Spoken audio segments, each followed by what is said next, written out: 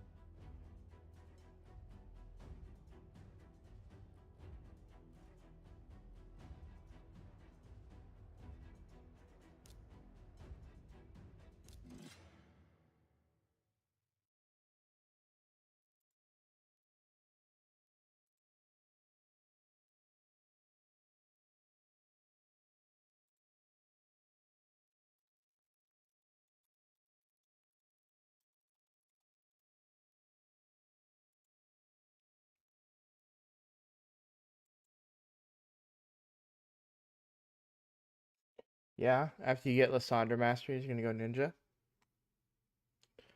It makes a lot of sense, especially if you don't have something like a Newt or even a Geo.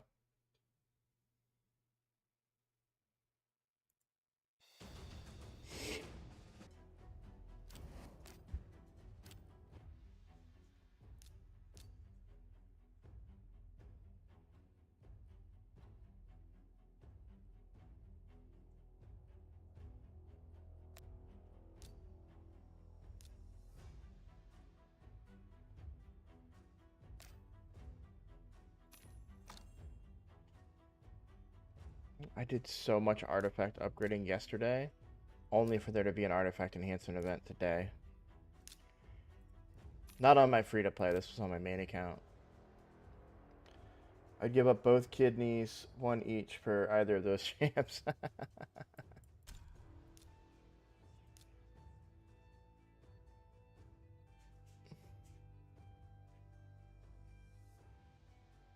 This is tempting. I don't think I can afford another 60 though. Yeah, I can only afford 40. What's up, Nick? How you doing?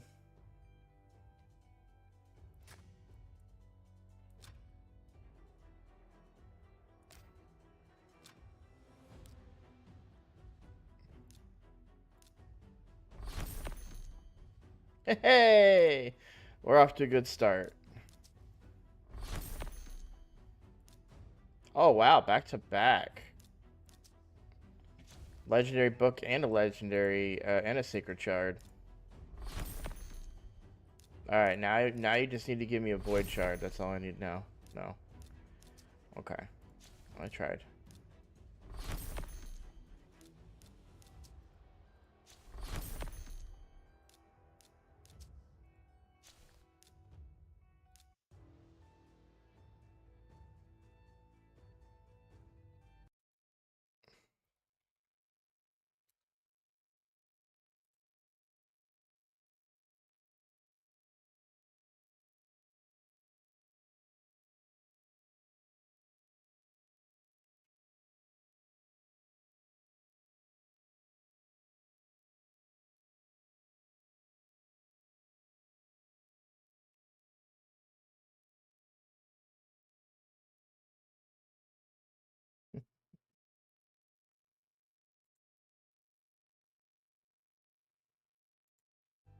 Yay, I solved my magic affinity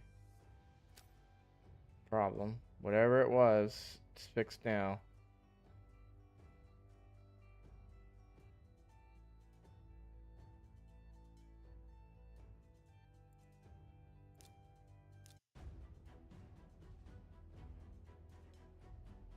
Although I'm willing to bet Ursula is still dying. And I say that because the damage seemed like a lot less.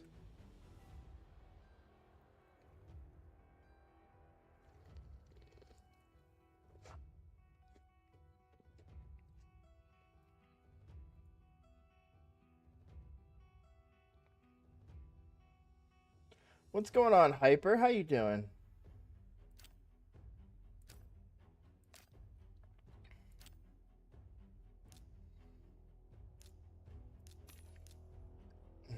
It's occurring to me just this very moment that I may have ghosted a message from you, Hyper. Yeah, I did actually. Okay.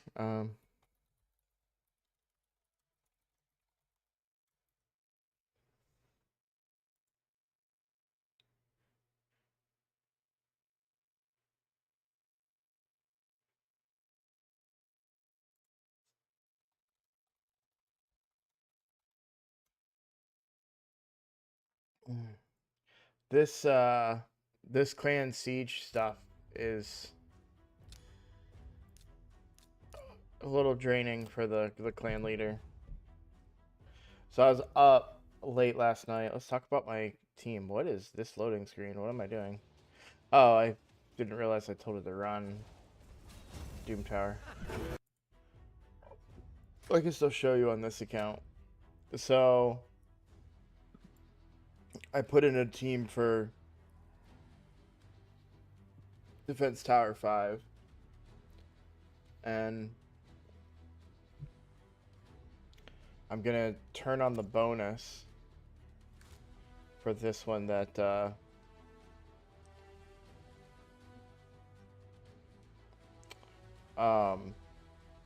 HP. Wait,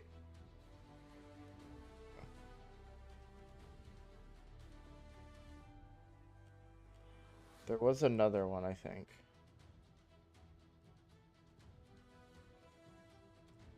Oh boy.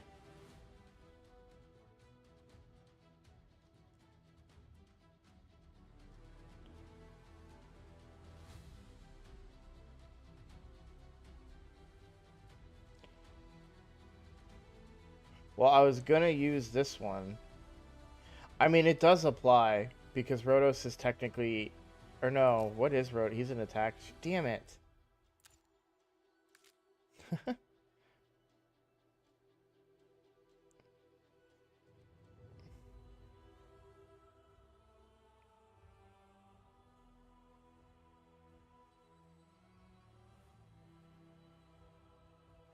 We'll use this one. This one's fine. I originally was going to use the ally attack one and thinking like, oh yeah, no, Rotos is an HP champion. He does HP damage, but he's not an HP champion. He's an attack champion, I believe. Only one way to find out. Let's confirm. Yeah, he's an attack. Silly me. Silly, silly me.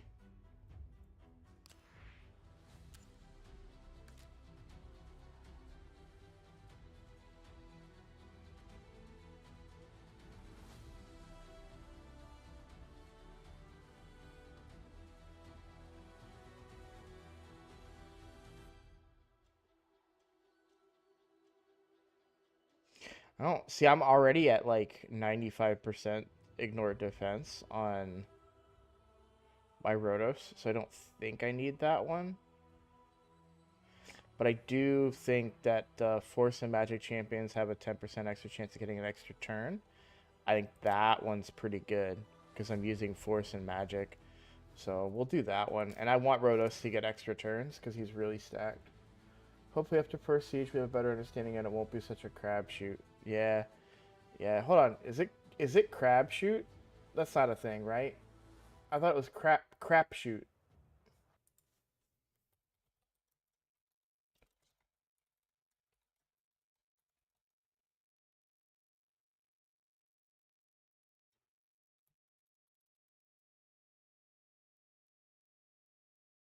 Yeah, it's crapshoot.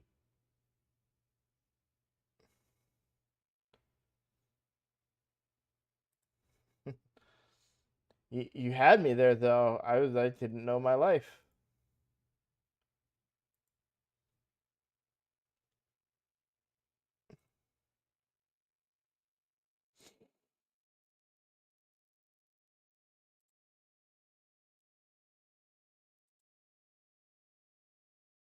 Shooting crabs in a barrel.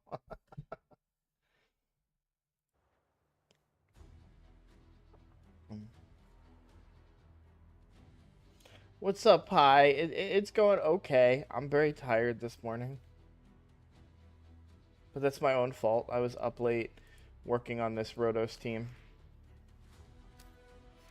On my main account. I'm on my free-to-play. My main account is running Stream Tower right now. And I tested my new... Oh, wait. Yeah, well, how many masteries do I have now? Do I have... Okay, we got to get Ugo's masteries started, too. So let's look these up. I know there's one really important one we have to get, but the rest kind of don't matter. I don't know that I really want a little bit of extra damage, though.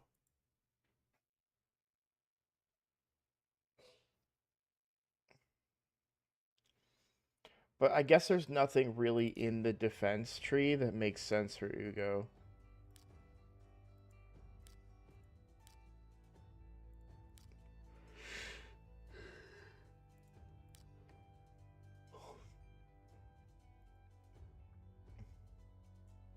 Because Ugo on my Ugo's relentless, so Ugo's not really going to be a mischief tank of any kind. So, but what I do need, I need to have sniper, or else she's only 95% placing one of her debuffs, and we want the extra accuracy. I don't know if I can get all the way down and get sniper yet, like right now. No, I don't have the resources for it, which is fine. Definitely want more accuracy. That's more accuracy in Hydra.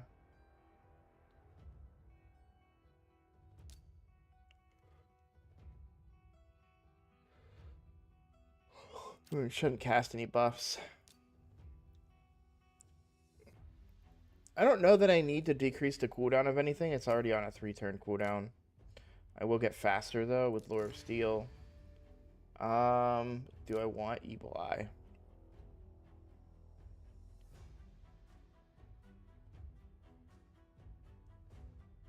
No, I don't need Evil Eye, and I can get the rest. Like, I just don't think this, like, decreasing the turn meter can't happen anyways in Hydra, which is primarily where I use her. But is this worth it? No.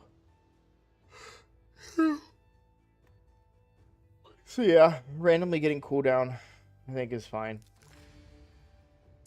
And then we just go typical damage tree. Just trying to get down to War Master. A little bit of extra damage. Okay. So that's a fine for now. Let me pull chat back up.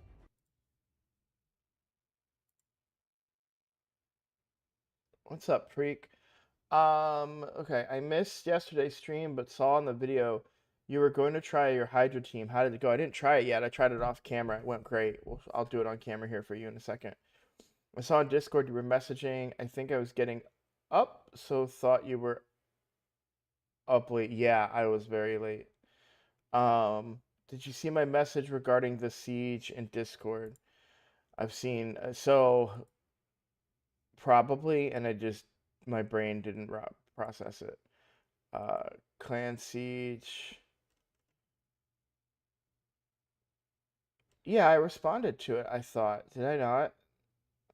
Okay, so I totally replied to that, but it didn't go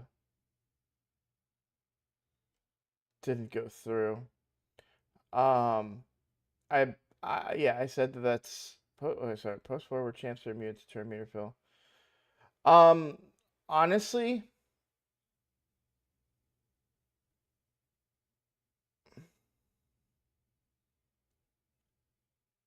how fast is your Armands?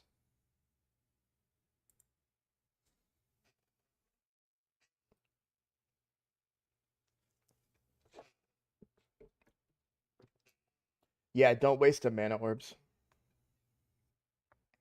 Just put your team in a post. It's fine. Don't waste the mana orbs because so there's a high probability. Now granted, we don't know what we're up against, right? But there's a high probability that they're gonna have a faster Armands than you.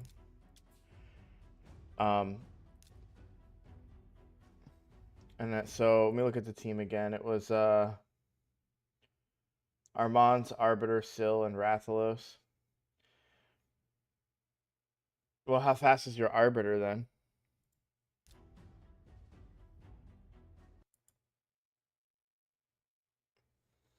You can go ahead. We've already got to. I'm about to activate some bonuses.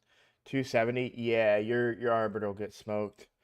Um, and so like if I was to go up against you, my Arbiter beats your Arbiter, and then that means my Armands, even though he's slower than yours, would beat your Armands, because he would get 30% turn meter, which is more than the difference in our speeds, because mine's 270 and yours is 285.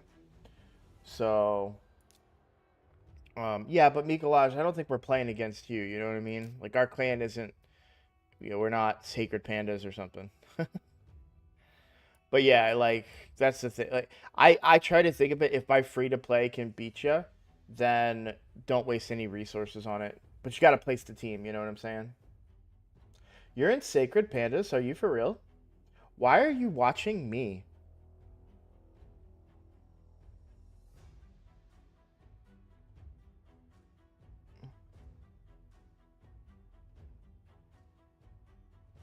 Oh, you're in my clan. Oh, gotcha. My bad. um, your Armands would not cut in between. That's not how turn meter works.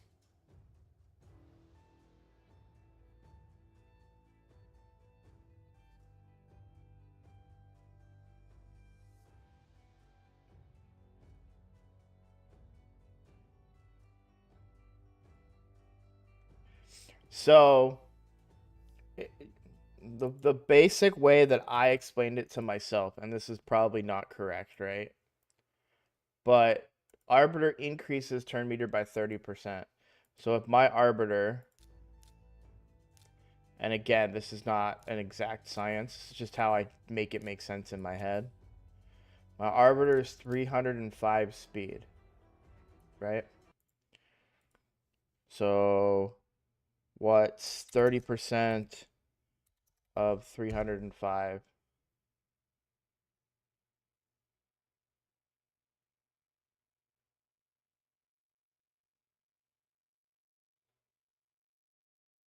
Sure, I guess.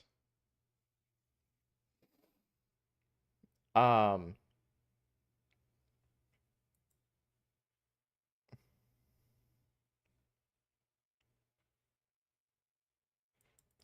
so then,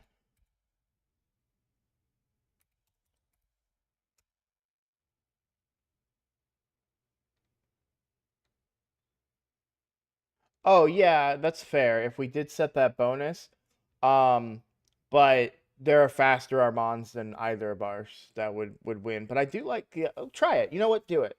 Do the no turn meter bonus one. Do it. I don't care. It's just mana orbs. I totally forgot about that fact.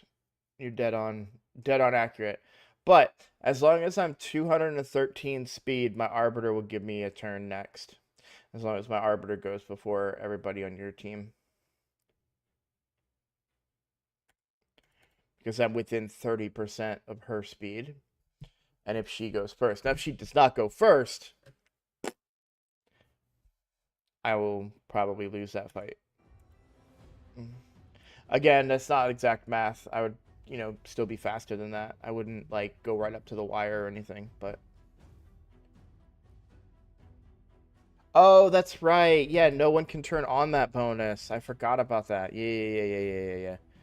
Yeah, so just donate the mana orbs and place your team anywhere you'd like. That's not a defense post, but so like I did like post one, and then I just put one in so I put my best team in the stronghold, my speed team. And then I just did post one with a backup team. But that's a really hard to kill ultimate Death Knight, so maybe I sneak some guys. I cannot No, so they have to donate it to me for me to use. This is how much I have to use right now. You'll see I have none on this account, and then on the main account, it's in a battle still. So I can't, I'm gonna let that finish. But I didn't use any of my mana orbs. I donated them, and they go into the cache. And then from the cache, the clan leader, or I think I can activate them too on this account, because this account is a deputy. I can turn on these abilities. And so, like, for this one, I'm going to do extra turn. So, Force and Magic Champions, which I'm using double Force, double Magic, can get extra turns. When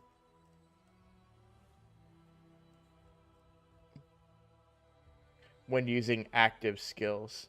So, I think that's pretty good. The other one would be the turn meters are decreased whenever any champion on the other team gets an extra turn. I wonder if that's better for the team that I'm running, because my Rhodos is both a Rhodos who gets extra turns, and he's in Merciless. And we also have Ancora, who's in Relentless for Hydra.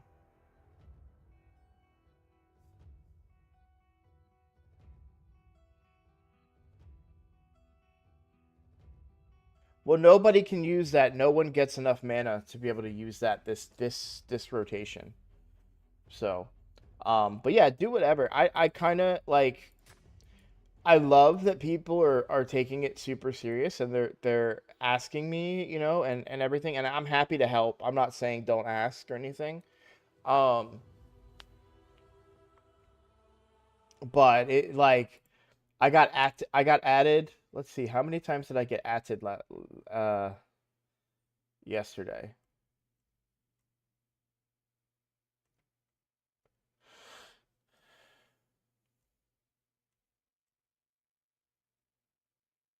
All right, so July 18th,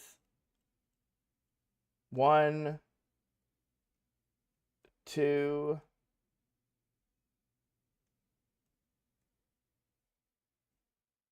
3, 4, 5, 6, 7, 8, 9, 10. So I'm not mad about it. It's just a lot. So can I grab a poster myself? Any specific place you want me to take? Um, so the only thing, like, I want really good teams. Like, we've got, you know, like a Marishka kind of tanky team here, right? I've got this team that's my Rhodos is really built. Like, I want really good teams in these defense posts. And these magic towers right here. So like this magic tower, red light put his Ancora Narcissus team. That's a really meta team right now that's hard to beat. So he's got that in Doom Tower in Doom Tower in Magic Tower 3. Um so I know that Mikolaj, I know you're a pretty like a higher tier like kind of dude. So if you think you can put up like a meta like strong defense in one of those areas, then go for it. Otherwise, just hit up a post, or toss them in the stronghold or something. But I want to make sure that we have like some good teams in the stronghold so they can't take it. But at the same time, that's where we're gonna have to put a lot of filler too. Yes, you can remove a team from a post. You can remove your own team from a post. So what I learned is, like, for this one, if I wanted to remove this team, I can't. I'm not on this account. Let me go. Or I guess I could show you with my team.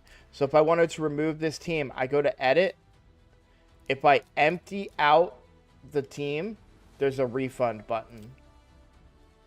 And you'll get your credit back for the defense post. And then you can put the team somewhere else. So that's how you can remove the team. I don't think I'm going to do live arena today. I'm too tired. I don't want to. If I do live arena and I'm this tired, I'm just going to get tilted and scream and then log off and rage quit. And I don't want to do that.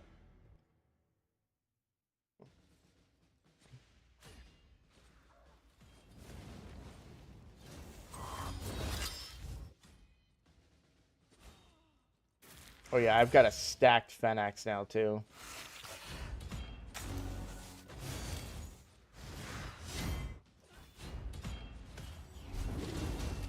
Oh, that wasn't his A1. I was like, why didn't that kill anybody there?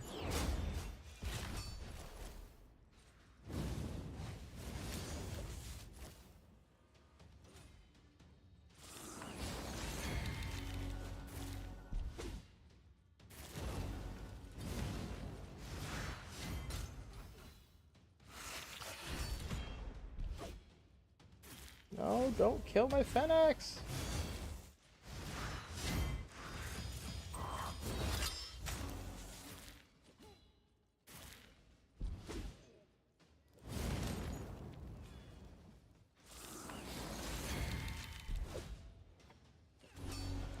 Yeah, you can always remove it.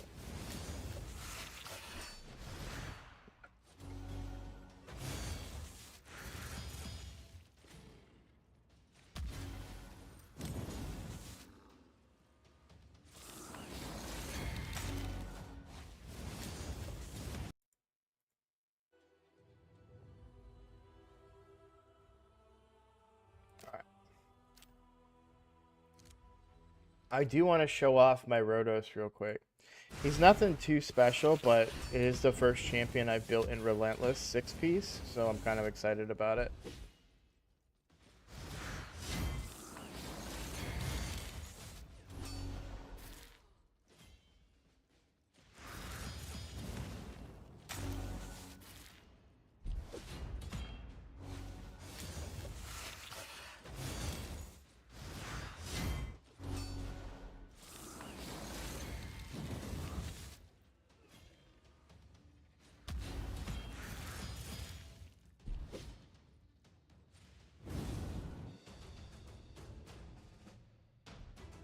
Took forever, but we did it.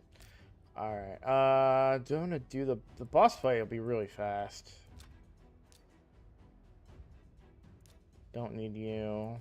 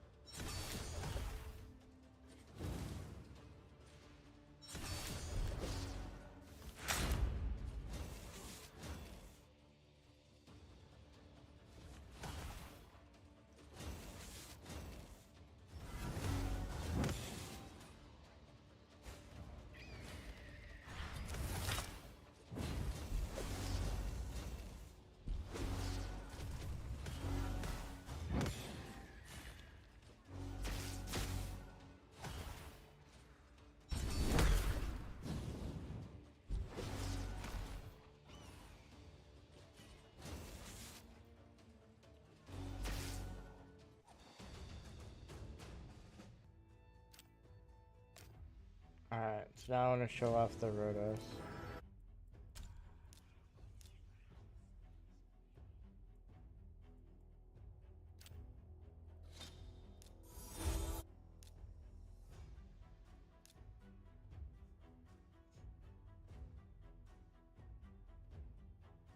Oh, I haven't min-maxed this yet? Oh yeah, I don't think there is anything to min-max. Other than maybe upgrading some speed, which we should do.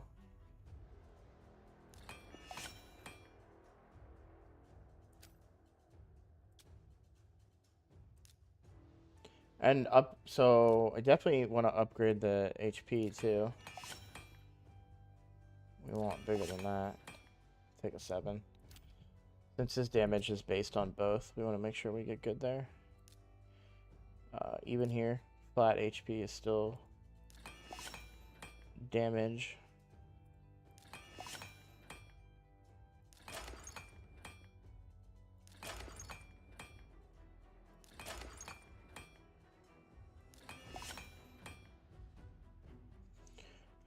I'll talk about extra turns on Rotos in a second. Let me get through all this. And then to answer your question, John, the reserve teams I think are random.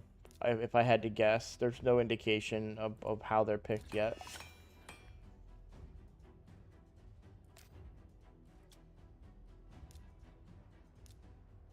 This build is really lacking.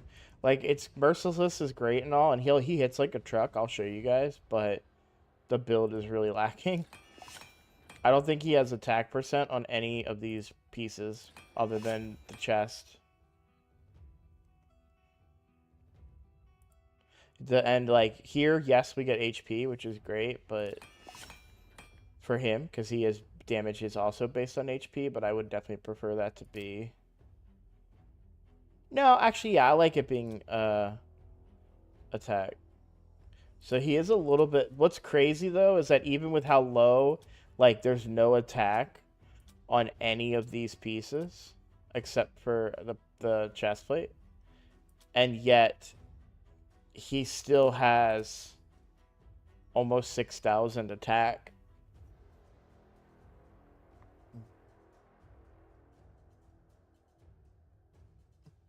Yeah, go ahead. Take whatever post. I don't care about the post. Like that's. I don't know if I've. Maybe I just need to be blunt about it and say I don't care about the posts because that's the reality. The posts are great, but if you can give yourself what you think to be a strategic advantage, go for it. But otherwise, just put them in the posts. I don't really care. That's what I did. I put, but on my free to play, I took a post. But yeah, I'll show you. All right, let me go over his kit real quick since people were asking about Rotos because his kit can be kind of confusing, right? That's a lot of words to read. So, all right, so the A1 can potentially place decreased defense, but also has 25% of granting an extra turn. So that's one of the areas he's got a quarter chance that he can get an extra turn. Here, attacks one enemy, destroys the target max HP by 20%, then adds that HP to this champion's own max HP. Cannot destroy a single champion's max HP more than 60% in one battle. Cannot increase this champion's max HP by more than 60%. Destroys the max HP of bosses by 30% of the damage inflicted instead. This champion's max HP will be increased by 1,500 when this skill is used against bosses. So there you have it. The A3 attacks one enemy, will ignore 60% of the target's defense. Will also ignore unkillable and block damage buffs. Enemies killed by this skill cannot be revived if this champion has gained maximum amount of HP from the Vitality Plunder skill. Grants an extra turn if this kills an enemy. So by the way, that block revival portion is if you've increased by 60,000 HP. So sometimes it goes quicker to get there, sometimes it doesn't. And then finally, will increase damage from enemy hits, will decrease damage from enemy hits so that incoming damage from any single hit will not exceed 50% of this champion's max HP. Grants an extra turn if this damage reduction occurs. And then this decreases the damage taken from bosses by 15%, decreases the damage taken from bosses by 30% if Siphi is on the same team. But, yeah, he gets an extra turn here if somebody tries to one-shot him, because they can't. His passive will proc. Yeah, a lot of people don't like. A common thing that I did when I didn't know what Rotos did is I would target Rotos, right? I would see like, oh, they have a Rotos. Okay, cool. I'll just kill him. And then you go to kill him, and it's like, oh no, I can't. Okay, he just wrecked me. Cool. Like, what a troll team here. Like, I know that I would win against this team, but we'll just refresh and try and see if I can find a team that is reasonable to fight.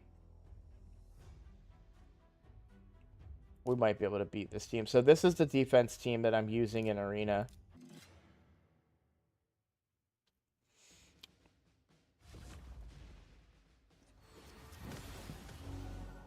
And so what I'm really banking on is I'm capitalizing on the fact that I have this ally attack to kind of take somebody off the board early, right? Now, I don't think I could take Terras off the board that early, but I could probably take Arbiter off the board. I'm actually going to, though, try to take off Warlord if I can. Yeah. So I got an extra turn there, see, because he tried to one-shot me, so I get my extra turn. And then because I used the A3 and got a kill, I get an extra turn. And so we'll steal HP from Terras. Now that was a double hitter, and I'm below 50% HP, so I'm vulnerable right now. But I have a revive, and that's okay if I die there, because I have another revive. And then I can do this. And I can't stun the Terras, so I think I'll just steal their buffs. And that's fine. It sucks that she got stunned, though. I might be in a little trouble now.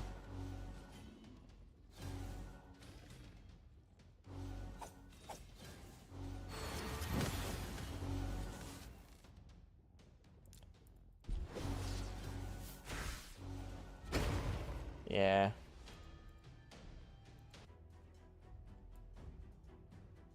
I was a little worried about that team.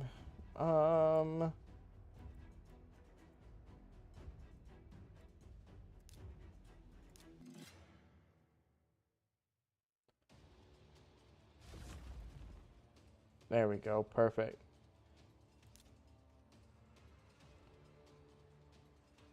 Let's see if I can kill her. I probably...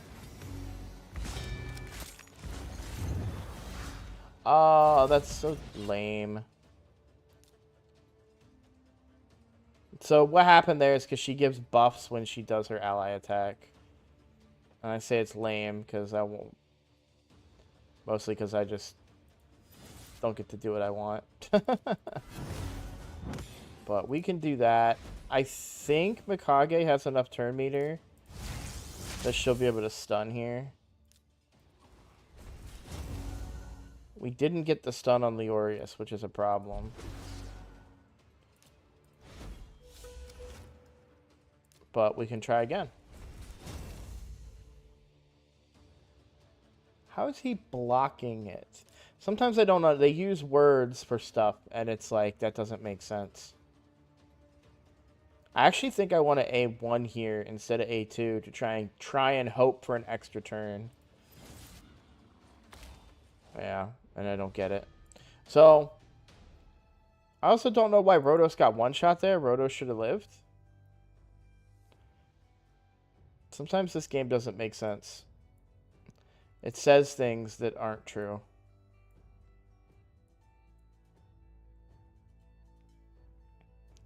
But now I'm super second guessing my team.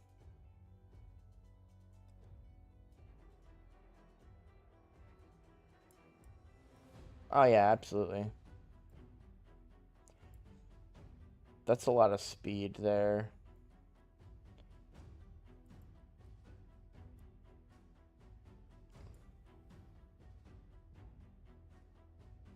Yeah. Yeah, I mean, that's where go second teams are so much fun. Because you don't care if you actually want to lose the speed battle. I'll show you my go second team. We could probably just kill the Elhane. Come on, Rotos. You had one job. Do that.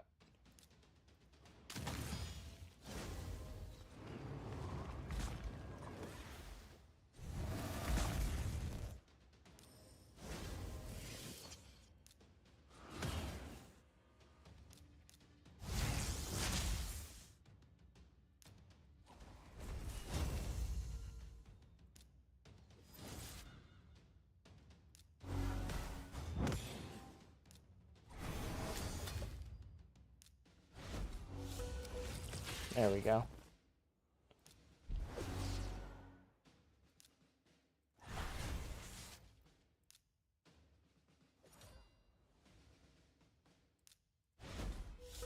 Oh, I didn't talk about the gear on Rotos and why it's so good. I should do that.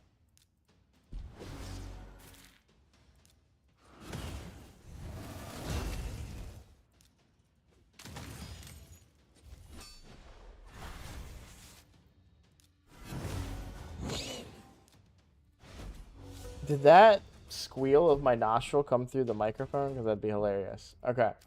Or the whistle of my nostril. So Rotos is in Merciless. So yeah, Merciless is from Cursed City. So I get 35% ignore defense. And then this ignores 60. So 70, 80, 95%. Defense ignore with this ability. And then if you get a proc from Helm Smasher, which is a 50-50, then I ignore another 25%, which means that I can hit 100%. I can hit true damage with my Rotos. Now my other champion that runs true damage needs no gear to do it. And can probably be... This is my main team that I like to use the most.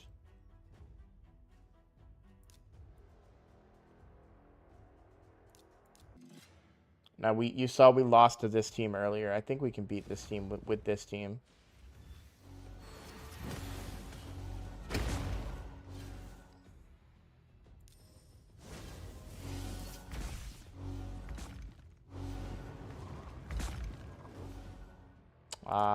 We didn't get a proc, so we're going to lose. Worth a shot for sure. What can I do here? I can probably get...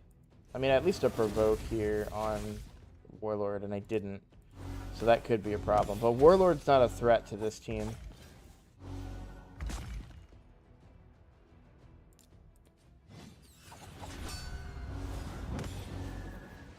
Not getting a proc on their AoE hit from Terras is really tough here.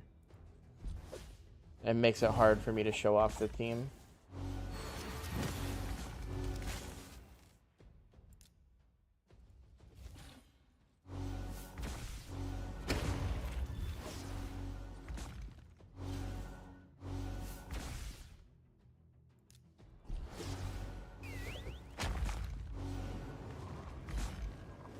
Come on, give me a proc off that. God damn, come on.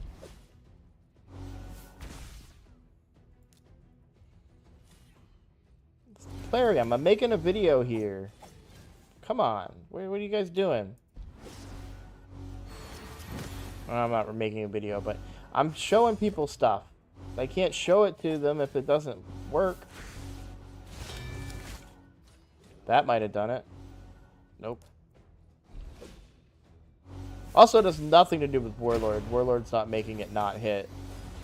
I'm just not getting procs. I'm just getting extremely unlucky. Yeah.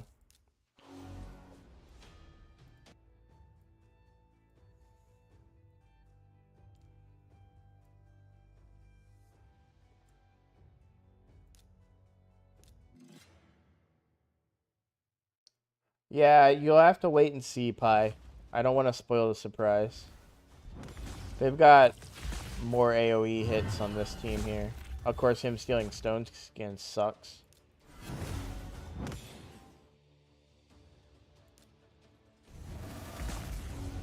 There it is. So see this ability that wasn't there before? This is called Peril. Will ignore shield and block damage as well as defense. So it ignores all defense. He's an HP-based nuker. So notice they have a UDK and Stone Skin. Watch this. It's a 2x hitter.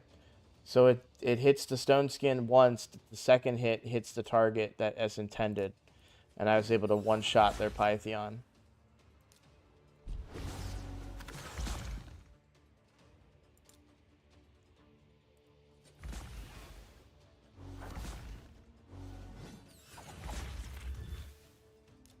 And you're maybe saying, well, how does that proc? Well, has a 20% chance to unlock a secret skill, Peril, for 1 turn when attacked. Also has 20% chance to fill this turn meter by 25%.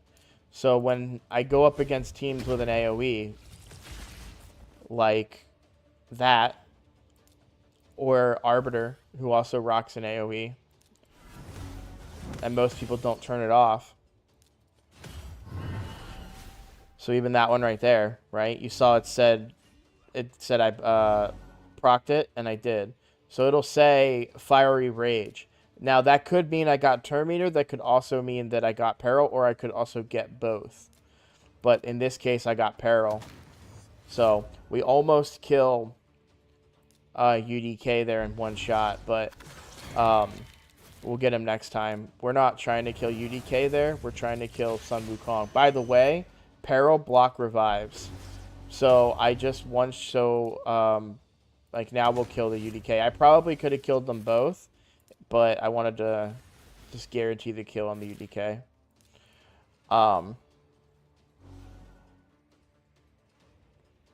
Peril just kills people. Like, it's got nothing, like, yes, it's a good counter to UDK. It's more so, in my opinion, a counter to Sun Wukong. But what's so much fun about building a stone skin Mortu Macabre is how easy it is. So I don't want speed. I actually want him to be slow because I want him to get hit first, right? If he's super fast and goes first, guess what doesn't proc? Peril. There's no time for Peril to proc, right? So I need him to be super slow. So I get to run HP boots. I haven't looked to see if I have any new stone skin accessories here.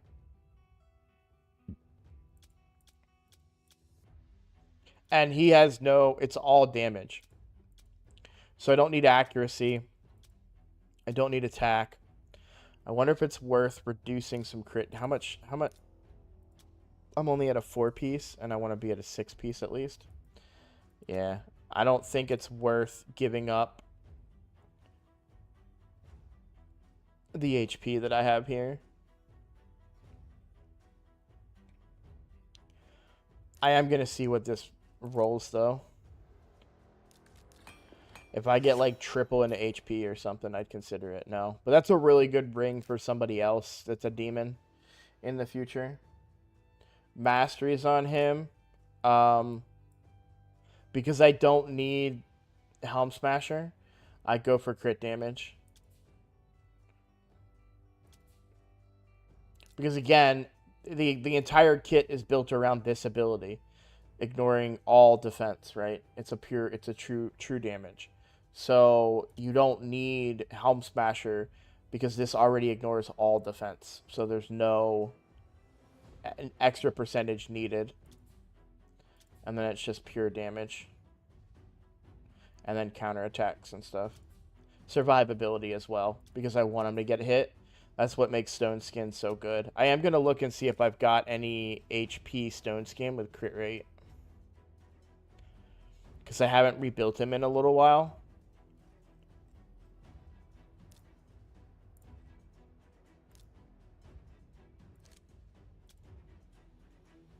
We should level this up. I think I lose way too much crit rate there. I'm at 104%. Alright, well now I need to see if I have crit damage gloves. And these have crit rate on them. Let's see how these roll. I might be able to finally get 6-piece Stone Skin. No. Those are actually really bad per Mortu in particular. And I say that because they rolled speed. And I want them slow. Same with those.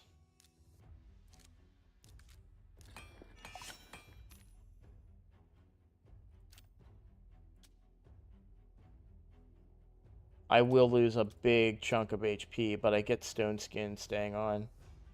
So let's go to the fitting room. And also do equipped. And so I'm looking for crit damage and HP for these two items in Stone Skin. I'm just looking to see if anybody else is rocking any crit damage ones. No.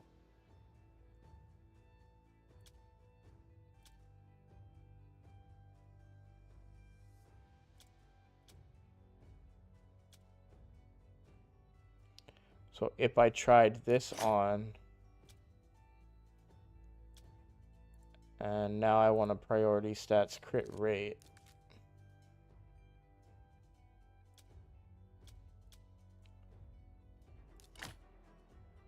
Yeah, I'm under.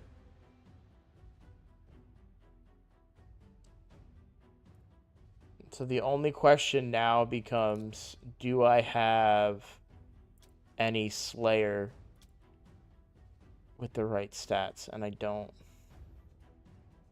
Because remember, he's HP based. And this doesn't have any HP percent. So, I cannot make Stone Skin work yet. In a 6-piece on my Mortu. Only a 4-piece. Well, it is possible that maybe I found some other crit rate pieces that will help. By the way, yeah, 323 crit damage, by the way. Let me see substats. Crit rate. Let's go. Oh, sorry. Let's go back to this. Do substat crit rate, priority, highest crit rate, including equipped. We'll come back down here. Let's say, okay, so this, if I tried this one on, but I lost a ton of crit damage.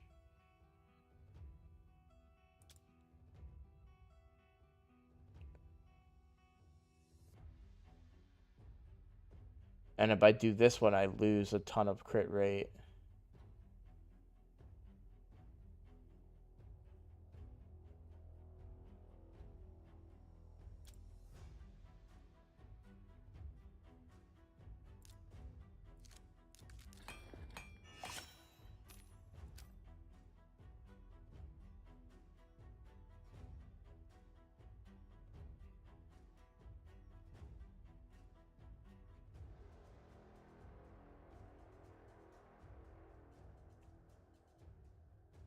So the shield that I currently have on is 26% crit rate.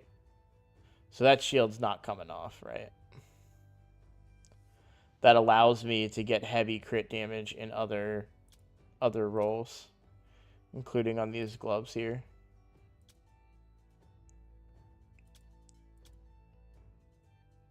Oh, it makes me much slower too. This isn't bad. I lost 10,000 HP, but these aren't even boosted yet. It's like I can still upgrade these. Let's do that. Let's upgrade. Definitely want defense.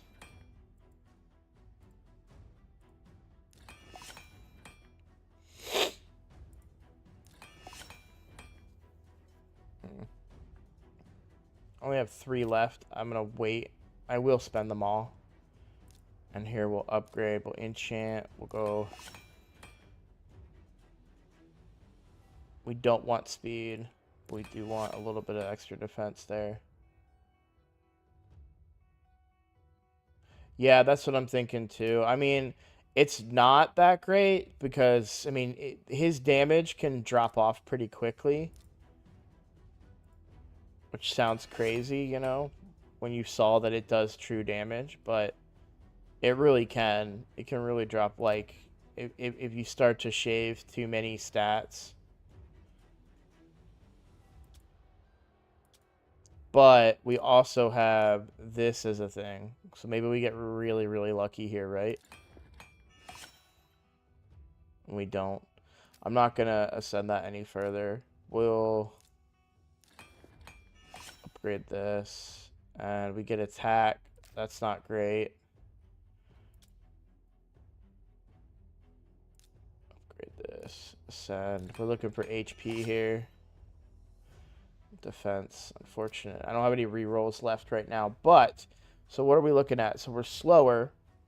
Only 7,000 HP less. And a lot, 316% crit damage. But we've got that 2-piece stone skin now.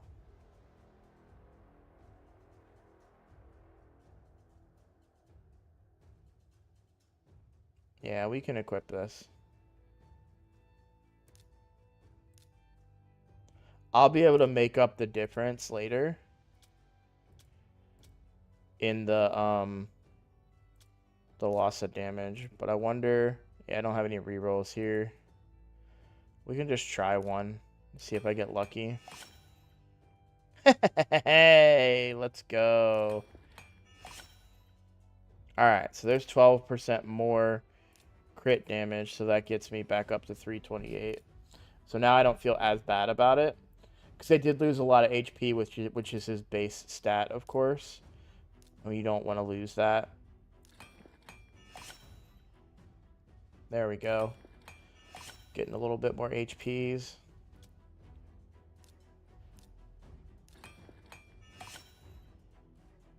Yeah. And here, I'm actually hesitant to ascend this because I don't want speed. Defense. Okay. And then I can ascend this one as well.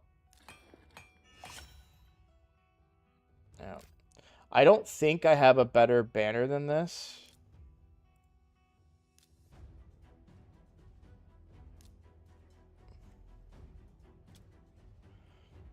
And that's because the other ones that I have that would potentially be better haven't procced anything on HP. Ooh, now we're talking.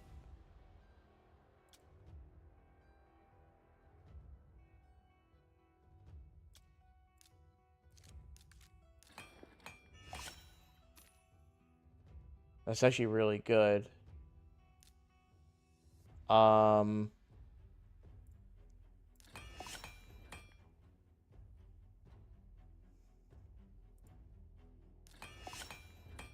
That'll wake you up in the morning. Let's go. 2,000 more HP. A little bit more defense. Yeah, I get more speed, which isn't ideal, but whatever. That's fine. And then maybe I can ascend it and get some more HP. That'd be awesome. I get flat defense. Okay. So even though, like, the defense stats on some of these are still good, because you want survivability, I don't roll them up unless they're the unless they're the stat I want, because what's gonna happen is when I go to roll stuff, I've done this before on other gear, and if it's not the stat that, like, I've had speed boots that I wanted speed on, but I got attack, and I was like, oh, they're an attack-based champion, cool. I'll just level that up to 6 stars. I never re-roll that piece because I look at it and I'm like, this one's solved. I maxed it out. It obviously has the stat that I want, and then I never look at it again. So I have some stuff that's fully rolled up that isn't, like, ideal, but it's, like, just under ideal, and I want to re-roll it, but I'll never remember to re-roll it in the future. All right, so we rebuilt him. We're at 107,000 HP, 328 crit damage. So now, again, the problem with the team is, like, if I go up against a bunch of single target, I can't do anything about it.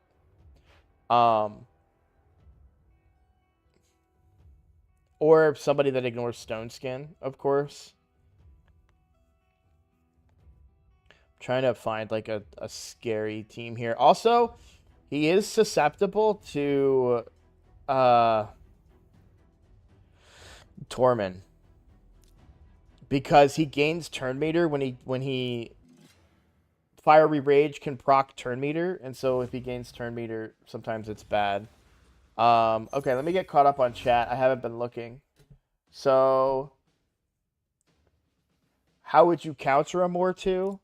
You just don't target him. It's really easy to counter him. Well, first of all, Harima is a hard counter to Mortu. If I go up against a Harima team with Mortu, I will always lose. What's up, Jinx? I know why you're here. We can do a takeover. Give me a second. Mine is also in 1 turn stone skin, but like 20 speed slower. Proud of that. 10. 316 crit damage, still good. I'm off to dentist. Good luck, guys. Great banner rolls. How do you ignore stone skin? Or do some champs have that? Yeah, some champs have that. The Nutcracker has it. I can't remember his name right now. I had just highlighted him. This is a really good team for me to go against, though, because they have an AoE hit. This is an AoE A1 hitter right here. If she uses it, of course, which she didn't there, but and then Tormund's an AoE hitter as well. And I do counter Tormund's a little bit with this build because Pythion can place block buffs and prevent Tormund from landing. So now I get to target. So the key here is I need to target the single hit. Like, I don't want to kill her. If I kill Duchess or Pythion, he'll never proc Peril. If I leave that, if they're the last two alive, I'll never proc Peril again. But she has an AoE hit, so she can AoE hit on her A1, which she has to use, and it'll hit Mortu. So we'll kill the Duchess first.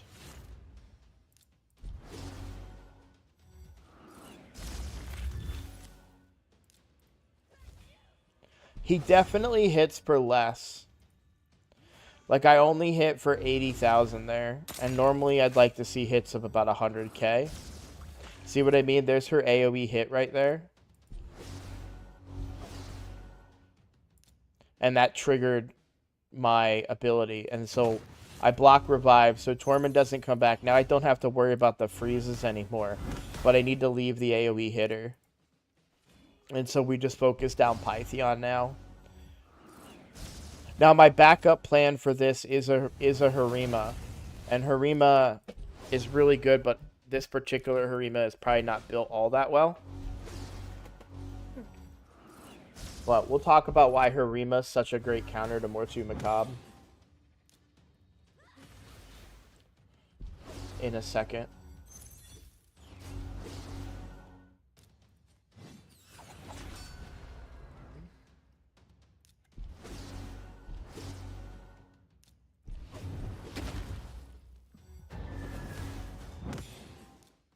My favorite thing to go up against is counterattack as well.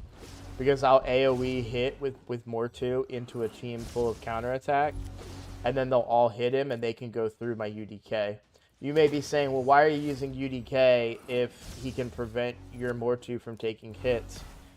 And it's because I can prevent my Mortu from taking too many hits. There's a fine line between getting your ass smacked and taking a little bit of damage, you know, that is controlled. Also, the UDK brings a really high defense aura, which helps keep me alive.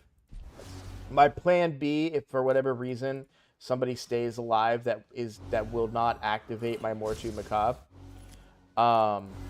like if there's a single target hitter that's alive, that's what Harima's for, because Harima can eventually build up enough defense to be able to one-shot them.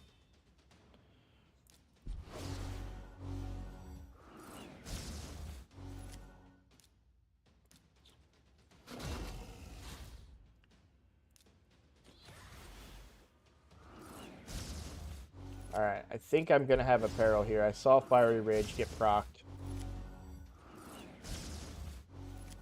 Yep. Yeah, so it's taking both hits. I'm actually really disappointed now in the damage of my Mortu. I'm not going to lie. Only 80k per hit. I really want that to be more. I really want that to be 100k. I really need these to be crit damage. So I may just run a whole bunch of Sand Devil and keep re-rolling these until I can get that crit damage on them. Because, like, 328's good, but I need more. I need way more. Alright, let's talk about why Harima is a good counter to Mortu Macabre. So Mortu Macabre is a demon spawn. It's important to recognize that. So when you look at her kit, her A1, 50% chance of placing a decreased attack. If the attack's critical, it'll do it on all other enemies.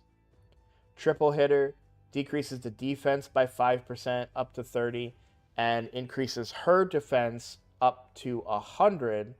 But you do need a lot of turns to get up to 100, right? Because it's 5% per hit, so 15% per turn. It's going to take a while. If you kill somebody, you activate this ability. This is an AoE hit, places provoke. This cannot be blocked or resisted if the target champion is from the demon spawn faction, meaning that she can force Mortu Macabre. This is just one of her counters. She can force Mortu Macabre to use A1, which is a great way to mitigate Peril, because Peril is an A3 that's only activated by those features. But here's the real way that she counters him hard. Enemy ignore defense effects are decreased by 50%. So right the moment that he's in there, even though he ignores all defense, he only ignores 50% of defense if Harima is on the team. Period. So she counters him right away there. Even if he gets a Peril proc, it's only going to ignore 50% of defense instead of all of their defense. Even further still, champions from the Demon Spawn faction cannot inflict critical hits on this champion. And this champion cannot land weak hits on champions from the Demon Spawn faction. So she's a very, very good counter to Mortu Macabre, but the other great counters to Mortu Macabre are any single target damage dealers. Anybody that can just ignore hitting, just avoid hitting Mortu Macabre.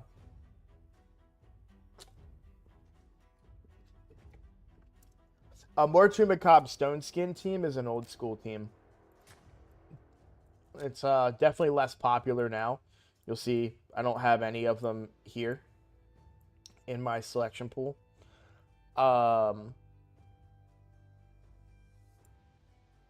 Let's see how we fare against this team.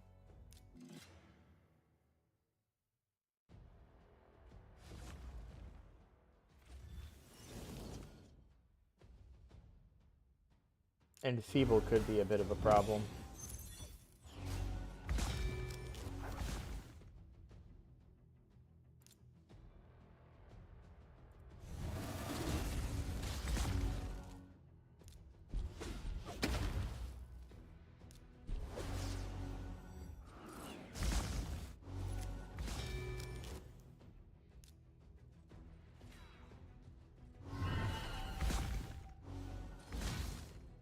No, Harima's was brought in to counter demon spawns in general. Mortu had fallen out of the meta when Harima was brought in.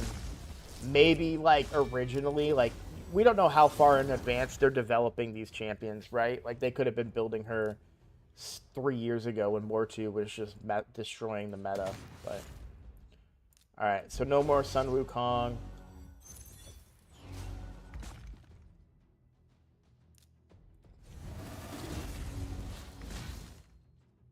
I feel like this guy just threw some champions in a defense team and didn't tell them what to do because their mythical is not transforming.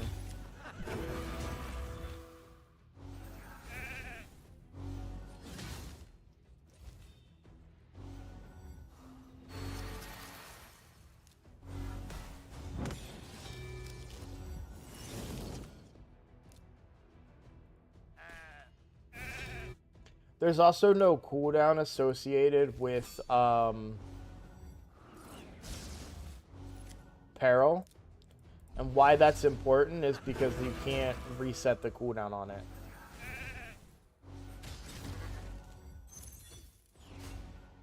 It just exists. It only exists if it gets activated.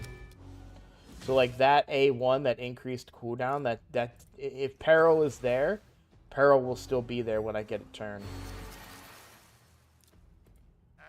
The big question is if, of course. But yeah, see? So he increased my cooldown. Doesn't matter.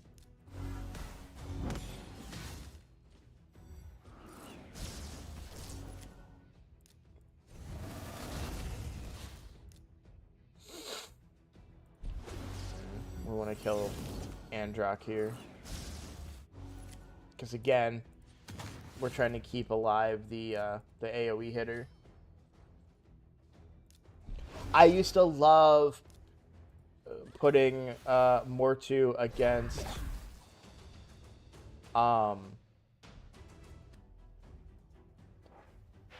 Arbiter, because Arbiter has that A2 that's an AoE hit. So that's the most common time that I use him.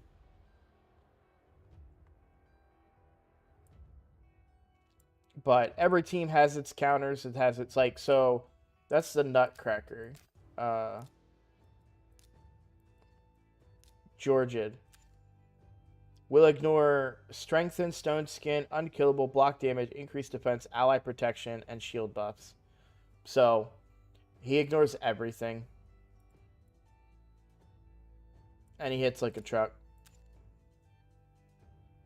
And he has a 50% chance to ignore 50% of defense. So, if everything goes right, you can ignore Stone Skin and ignore all of the defense of a champion. And he hits really hard. I would love to get a Georgid. One of the meta nukers in the game for sure.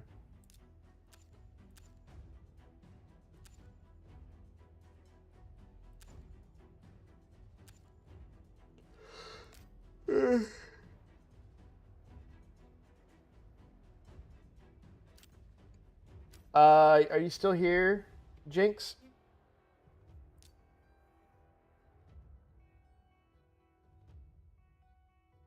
Well, you can't do Savage and Relentless, just to be clear.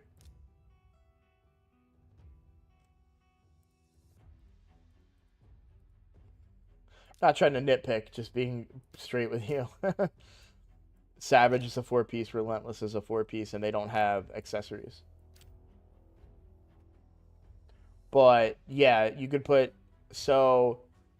let's talk about Merciless and why that makes is so good for Rotos.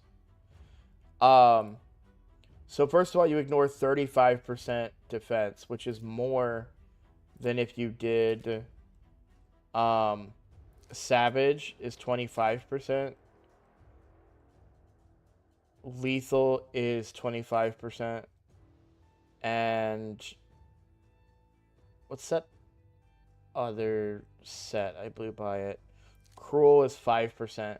So if you did 2-piece Cruel and 4-piece Savage or Lethal, you're still only 30%. You get 35% with Merciless, which is the most damage ignore, I believe, that you can get, or defense ignore, sorry, that you can get. Slayer does 30% defense ignore, but that's only on AoE skills. This is for everything. And it also has different bonuses associated with it. So, sorry, I'm trying to look at Merciless. So for Merciless, 10% attack, 15% crit damage, and then 5% speed. And you get a 30% chance. This is why Rotos really good. 30% chance to decrease a random skill's cooldown by 1 turn when dealing damage. Another 15% attack, and then 35% ignore defense. So you ignore more defense than you would with Slayer. Although with Slayer, there is the argument that you could get a 6-piece using an... Or wait. Yeah, you could get 35% ignore if you do a 6-piece and then you have 2-piece Cruel up here as well. But to be honest, you probably just would rather get a whole 9-piece Savage.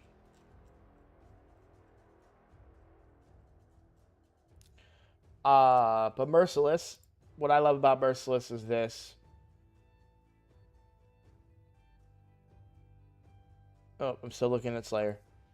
The decreasing of a random skill's cooldown. Now, obviously, if I can get 9-piece and I get that extra turn, we're going to get a lot of extra turns. Unfortunately, I don't have the pieces of Merciless to complete it.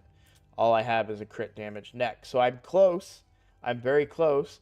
Also, 7 piece isn't worth 5% speed, and I would lose the... well, I don't need the crit rate from this, to be honest. I wonder if I should just build a better crit damage neck then.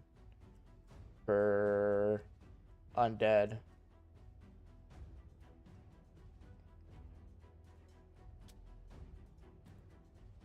No. Oh, I'm still not in the right faction. Okay. Now we're in the right faction, but 20 resistance is not worth it.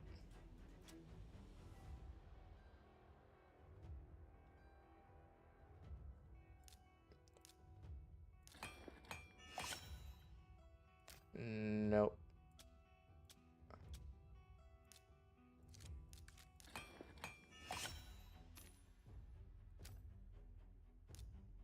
It's really just coming down to if I can get a crit damage ascension on any of these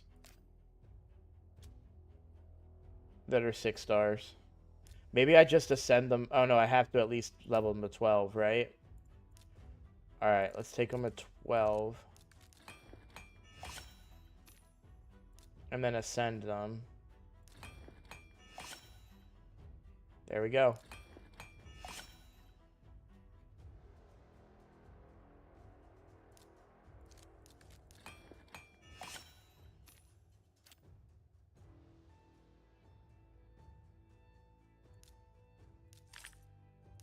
Because I didn't need that extra. So I'm still at 101% crit rate, but 300% crit damage now. My HP is pretty low for Rhodos, which is unfortunate. You'll see, like, so by the way, the other thing about Rhodos, his damage is based on attack and HP at the same time.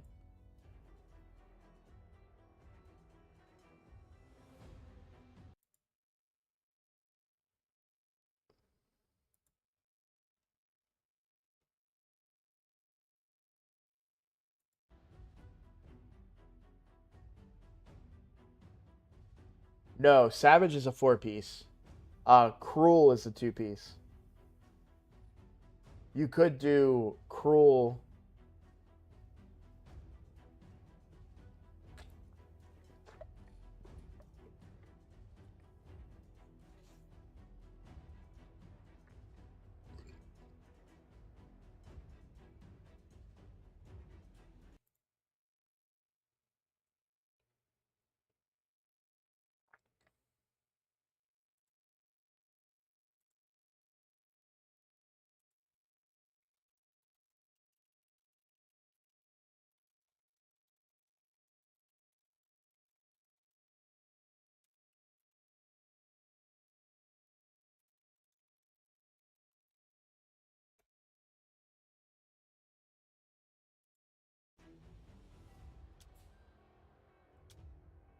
Yeah, I would like to get more HP on him.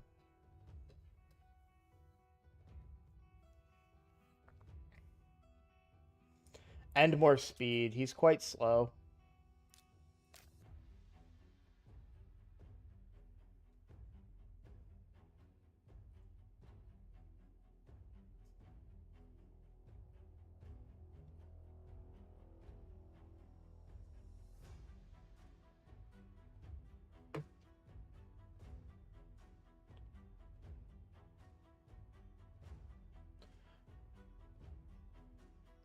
Yeah, Merciless is the best damage set in the game right now.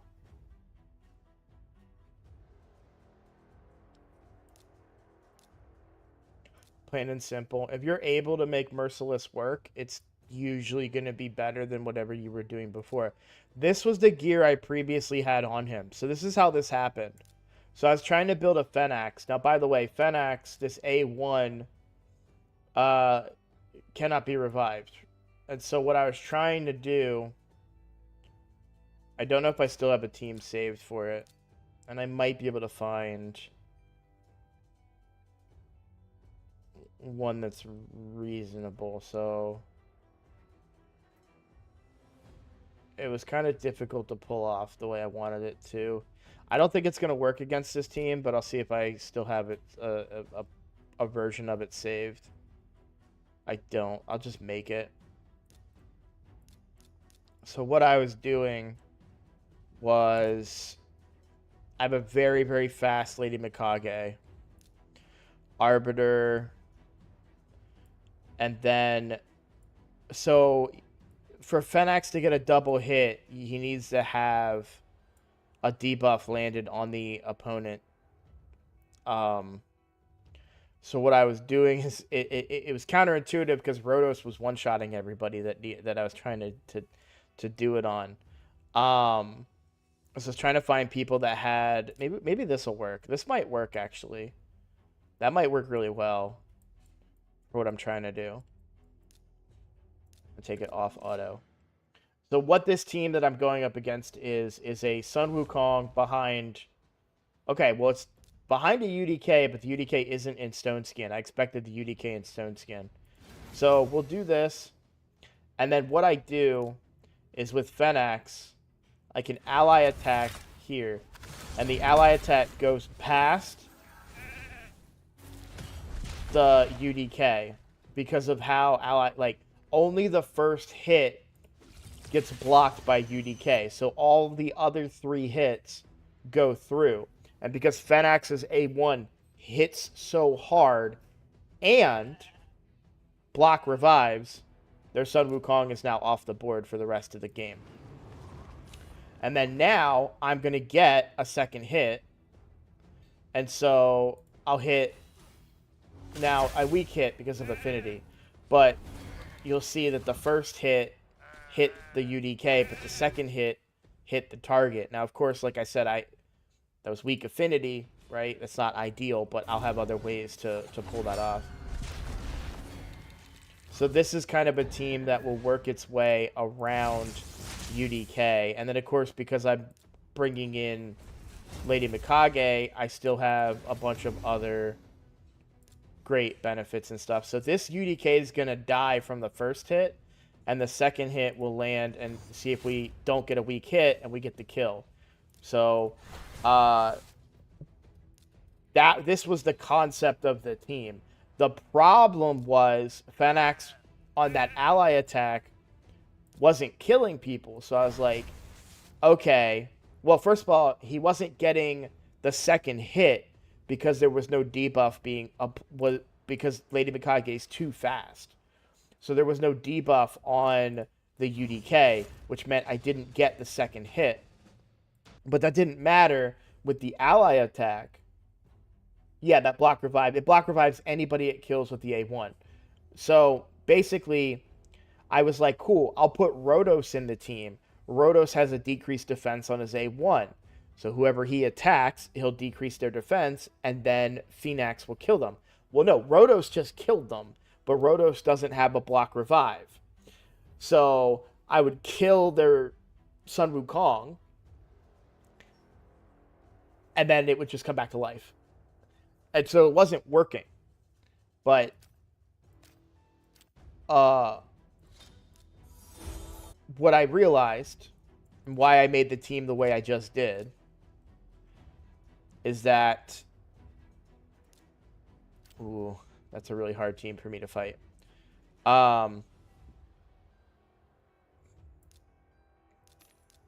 So what I realized is, like, Mithrala has poisons on her A1. So there is the chance that I can get that double hitter. And I'm bringing Arbor. It is a go first team, but it's a go first team that capitalizes on Lady Mikage's ally attack. So this should work. Yeah. So Sun Wukong is now off the board, cannot be revived by any means. Permanently. Not just once. Like if you do... by the way, I'm just A1ing with him. But yeah, if you do Lydia, she'll block the revive for a little bit, but not forever, right? Eventually those champions will come back. So this kind of does what I want to do. And it just has a really, really fast Lady Mikage as part of it. But it does have its flaws, right?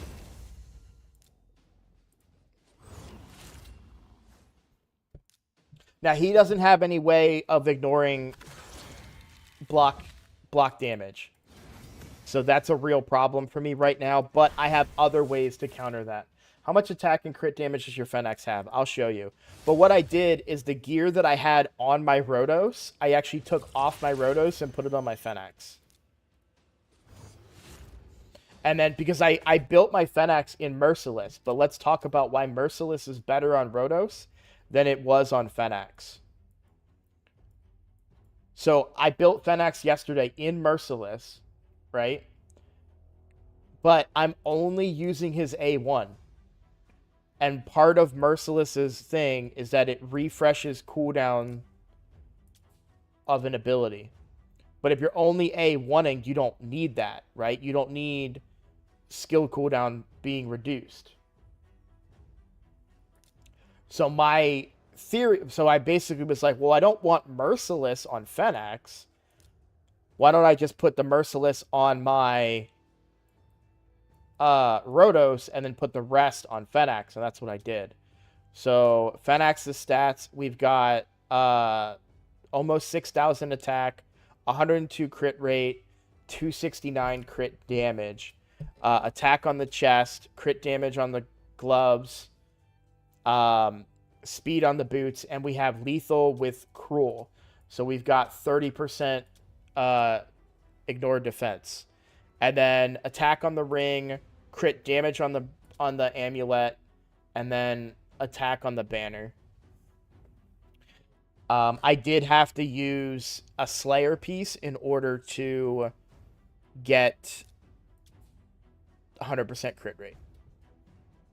And you'll see none of this gear, which I don't know why it wasn't before with my Rhodos, but this gear all needs to be, it's ascended, but none of it is enchanted. So I would want to enchant the attack and stuff to get him to hit even harder.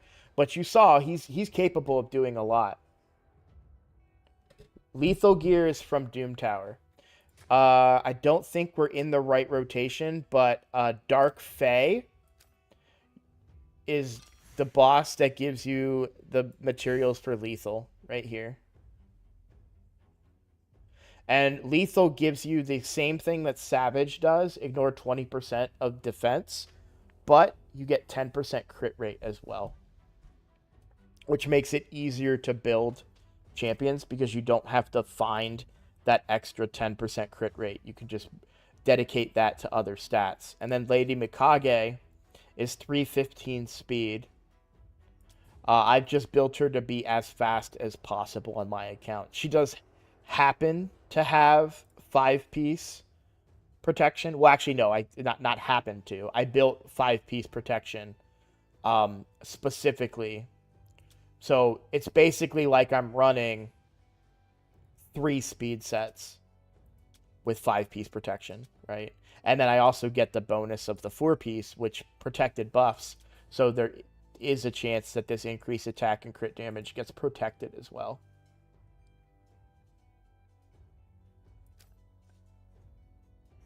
So the way Doom Tower works, you'll see the rewards from if you ever go to reward info.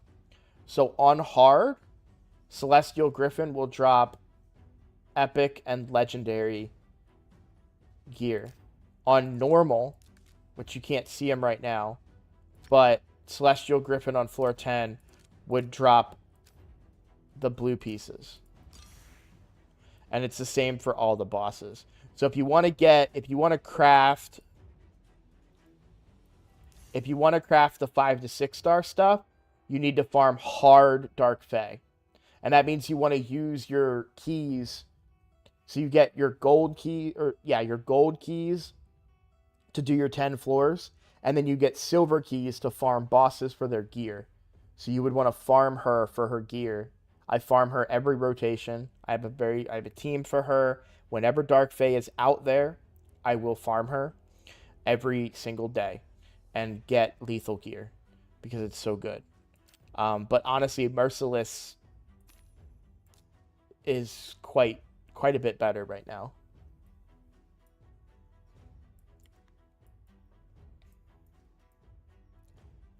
So, and I get around the squishiness of Fenax because you're absolutely right. He's super squishy. Super squishy, but I get around that by bringing revivers and yeah,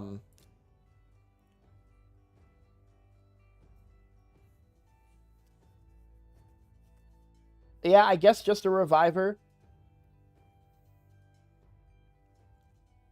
If my Mithrala was faster, I wonder if I don't need Arbiter. But there, like, against this team, I don't need Arbiter. So, like, I could then bring my Stone Skin Pythion. Actually, I don't know how fast my Mithrala is, so she might be too slow. Yeah, I need Arbiter. It should still work, but I'm not going to have increased attack this time. And they have a lot of damage here. Yeah. See, without increased attack, you see how weak the Fenax hits there? And, like, he's going to get melted. I was thinking Mithrala would bring... Oh, no. Yeah, she gives me... I don't need increased attack. No. So why didn't I kill there? Was it because she had the shield, the lightning shield? That could have been it. Alright, we definitely just want to stun here. And then we'll revive. We'll take away all their buffs. Put a nice big shield up.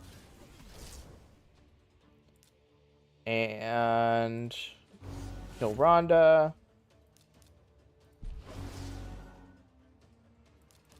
Sleep the Eryx so she doesn't kill me.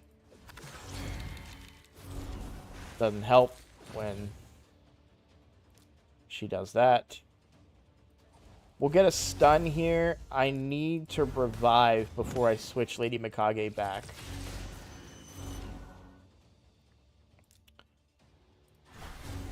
So we just kind of want to crowd control here.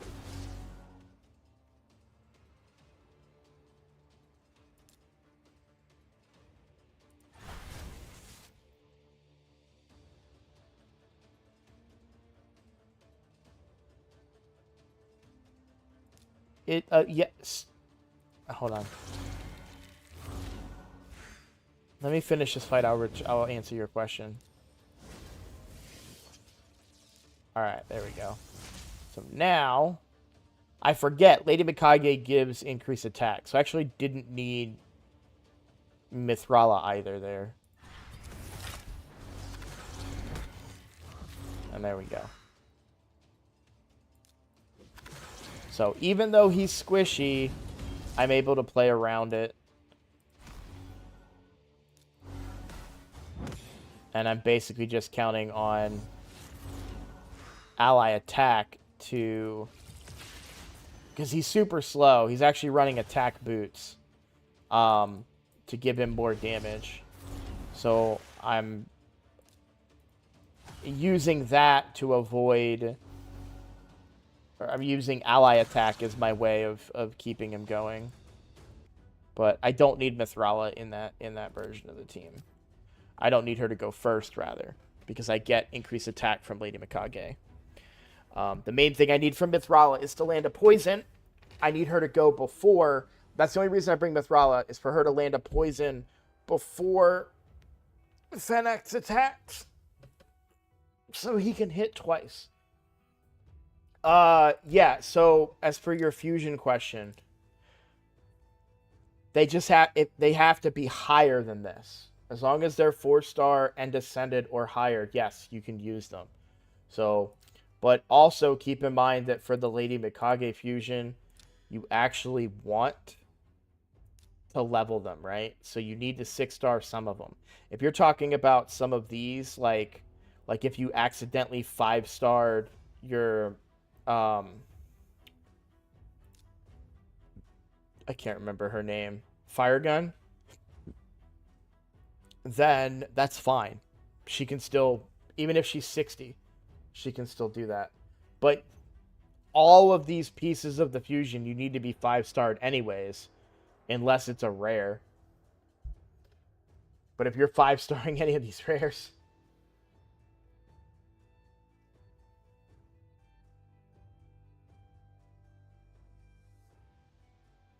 Confessor,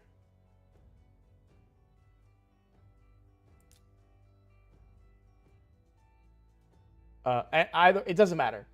So all of these need to be 5-starred, right? These ones need to be 4-starred, but if they are 5-starred, you can. This could be 6-star fully ascended Armentine, yeah, and it's still fine. Like these could be fully 6-starred, as long as they are ascended to at least level 4 and level 40 or higher. Then yes, you can use them. That's not a problem.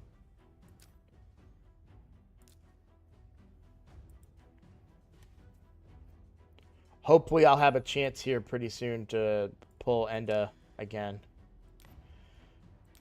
We're already back up to 50 Ancients. That's really good. So we've got several weeks until the next Ancient 2X, and we're already at 50. So I'm pretty happy about that.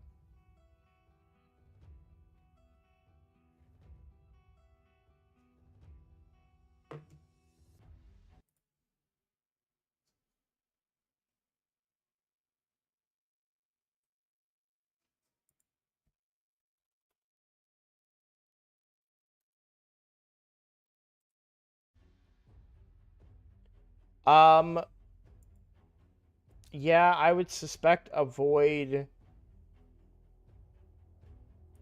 Would it be next weekend? I don't remember when the 2X for Sacreds was, but it's usually every other week. So you would get a weekend off with no summons, but I think that was this. Well, I guess I can just look. So when did I make my video? Um,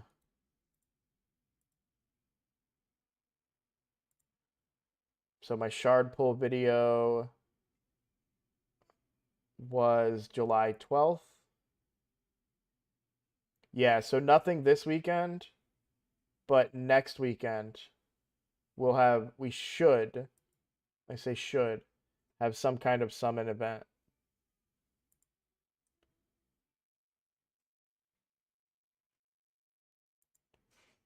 All right. We're going to do a quick takeover. I only have 45 minutes, and they're not going to be able to respond to me, but that's fine.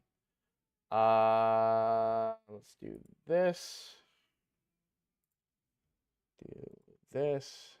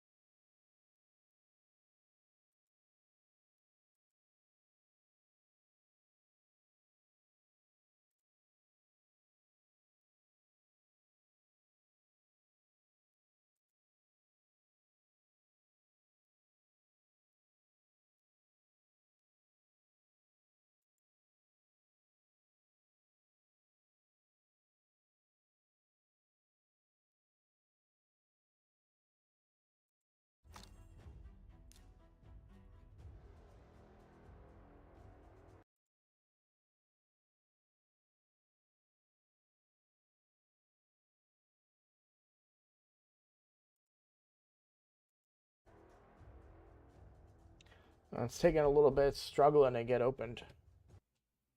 There we go.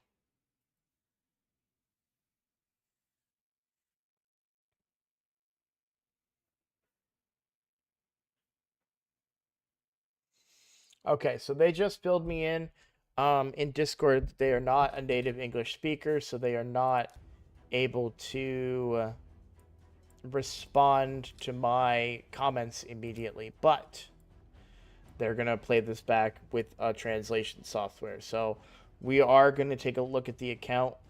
They are a clan member of mine, so they especially wanted me to give them goals for the next part of the game. So they said they finished clan boss. Let's see what their clan boss team is. Jinx, jinx, jinx, jinx, jinx. Nice. Yeah. Typical. Oh, sweet. Yeah, this is a perfect unkillable. Beautiful. Love it. Using Feign as the damage dealer. That's great. Okay.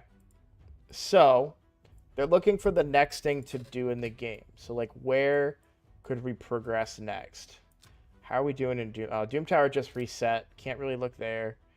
Do they do Cursed City? They might not do it. They do some stuff in here. Okay. Where are we at in dungeons?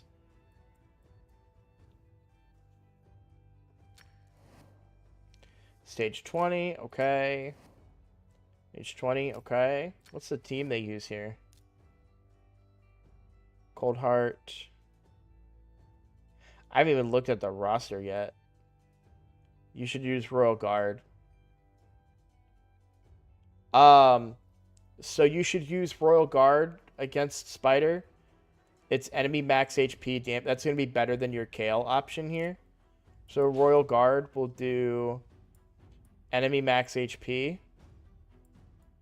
Just like Cold Heart does. And decreases turn meter.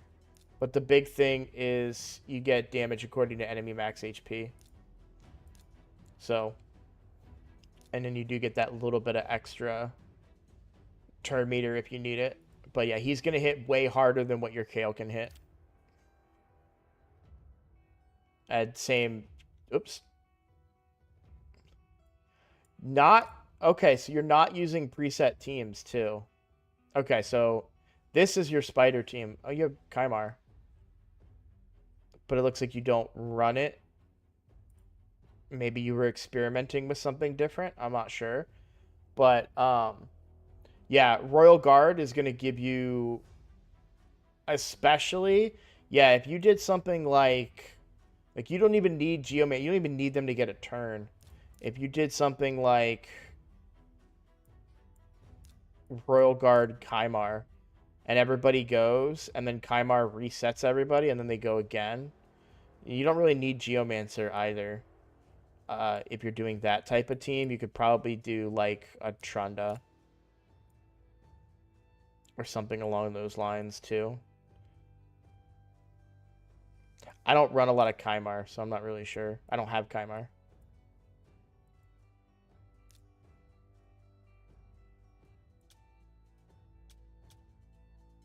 Okay.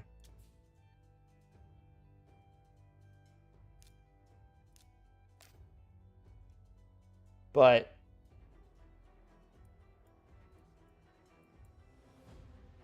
yeah, something like this would be fine.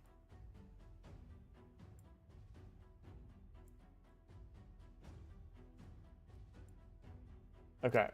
Let's take a look at Dragon. Can you do hard yet? Okay, so you've gotten to stage 1.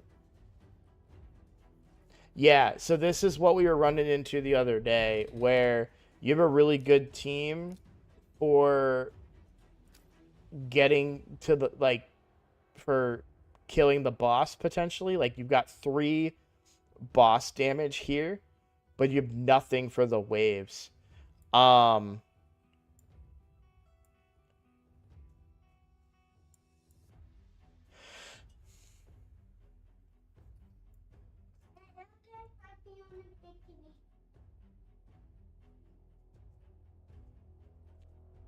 I wonder if you've got some energy, so Who?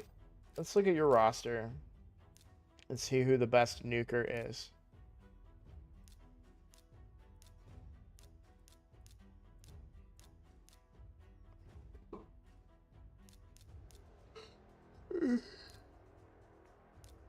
Bad L is really good against Spider, or against Dragon, actually.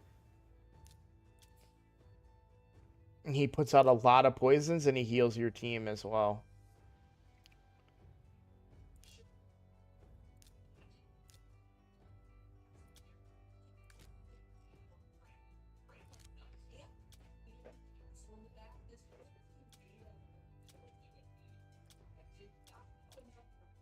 So you have Savage gear, but unfortunately you don't have a lot with like crit rate, crit damage. So you're gonna have a hard time. I guess I didn't look at equipped. So you're gonna have you just need to farm a little bit more. You're gonna have a hard time getting a set of Savage to work because you don't have that like good enough Savage gear is kind of what I'm saying.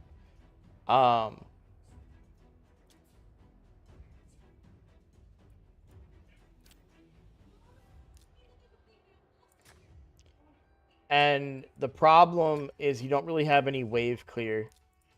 So I do like the Deacon lead because that'll get you your decreased defense.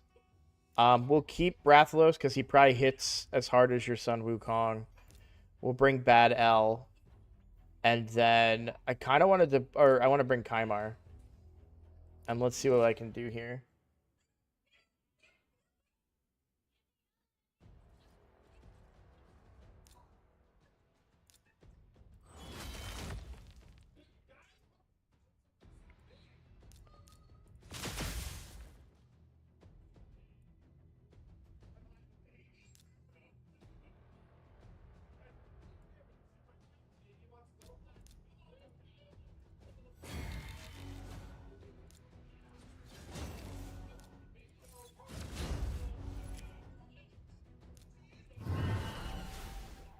Yeah. See? Like, let's do it just no damage.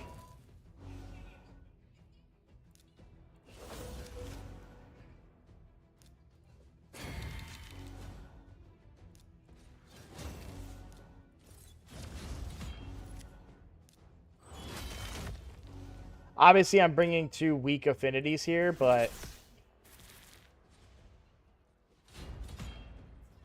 yeah, we're really lacking damage to get through the waves. So, this is a similar problem that was had on, was it Freak? Was it your account? It was somebody's account. What do they run in Arena? Who do they run? Let's see. Let's, refresh...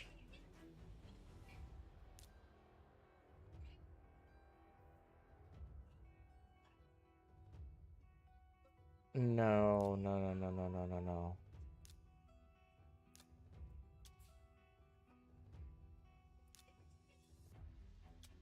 Okay.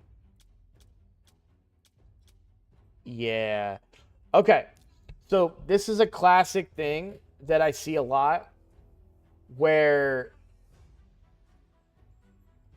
there's a misunderstanding of some resources. Also, you've made a few mistakes here. So you've got a +1 Contra and a +1 Yannicka, but I'm willing to bet that you don't have your Faction Guardians maxed out. So you would have been better off putting the extra Yannicka here and then doing who was the other one? Who was the other +1? Contra? Yeah, so you're Faction Guardians first over Empowerment. Yes, Empowerment is good. There are times, there are exceptions, but for the most part, you want to buff the entire faction. So if you look at those two faction High Elves, you would have had 10% more HP for your Arbiter, right? For Barbarians, you'd have 10% more HP for your Valkyrie, your Carl. your Contra, your Alten and Skarg are meh. Your Syl, even. Like, it would have been better. You would have gotten progress on 5 champions versus a little bit of progress on 1, right? So, Faction Guardians, it's not a big deal. Like, you can recover. Like, don't panic. But remember that. And it's the same thing when it comes to epics, because you have empowered quite a few epics, but I can tell you empowered that Royal Guard and you took out your Royal Guard here to make that happen. Right? You used this Royal Guard to empower that Royal Guard, and you were better off just leaving them, because now, which, by the way, let me fix this for you. So you still get both of these, but you would have got that. You'd be at increased accuracy and increased resistance right now if you kept that extra Royal Guard. So, little bit of mistake on that. You're also completely empty on shards unless you spent all of these on the summon rush. I think I know what. Did you spend them? Yes, you did Path of the Serpent. I don't agree with that. I don't know if you're a pay to play or if you're a free to play or what, but yeah, you don't want to be wasting those shards like that. So you don't have any fusions on the account, right? And don't get me wrong, you did a great job in building a Demitha Seeker Deacon team, right? Great job there. And I'm glad that you figured that out. But how long have you been playing? Yeah, so you're over 270 days. Now, you could be over by only 20 days, or you could have been over for many, many months now. You could be several years old in the game. You would be much further developed if you had been saving your shards for 2x events and more appropriate settings. You'd have way more epics as well for empowerment, and you wouldn't feel so bad about empowerment versus faction guardians and stuff. So, you also have some really, really good champions here that you should definitely take advantage of. I would build a Valkyrie for sure. But let's do it one step at a time. So first things first, your Arbiter. Now, I see what you're trying to do. I think you're worried too much about the wrong stats. So what you want to do, I'm not going to do it for you completely. You only have 5 million silver. But what we'll do is you want speed. We want priority set as speed. And we'll turn off set filters.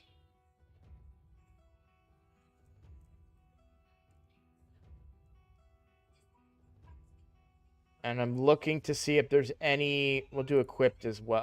Let's not do equipped. I don't want to... I won't mess with your... I'm not going to mess with anything. Because I'm going to do the fitting room. So it doesn't really matter. But I don't want to mess with your specific team for your clan boss. Exactly. Yeah. Well, but that's the thing is he still has, like, this is... You've got a double speed roll here on a divine speed weapon, right? So, I mean, I already... No, this isn't... That's Cantra.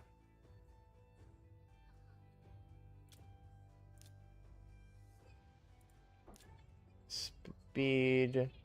Priority stat, speed, high... Well, wait.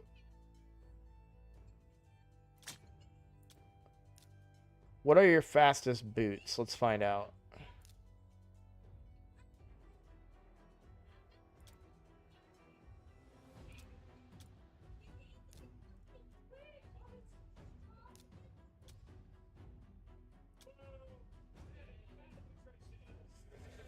Hmm.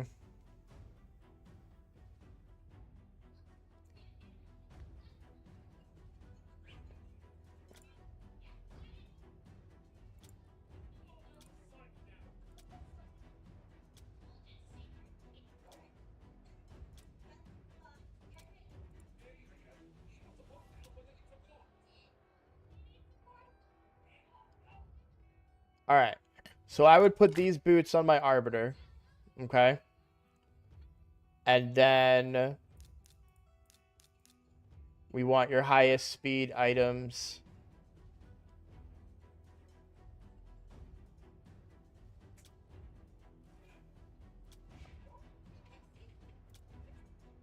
I like this divine speed shield, but I gotta find another divine speed piece to go with it, and we'll see if we can get there. Um,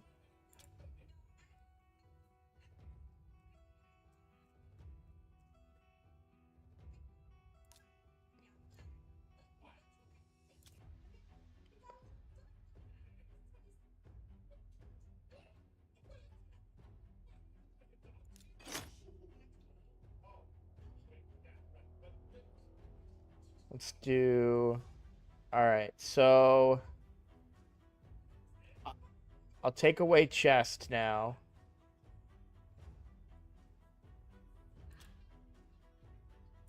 Not really interested in crit rate gloves, though. Or crit damage, of course. I won't use that.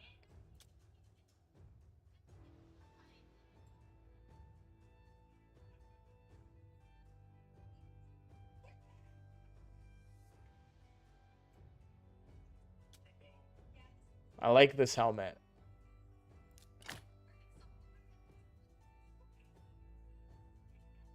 Probably don't have enough of the gear to make it work, but there is that possibility in the future. So, because we're kind of running out of speed gear at this point, right? We'll take off the weapon as well.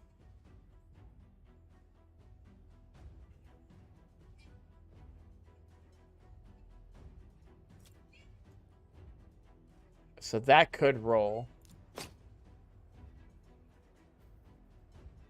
And so now let's take off the set filters. And let's see if I can find anything in Divine Speed. Nope. So I bet you there's probably some protection with speed too. Yeah.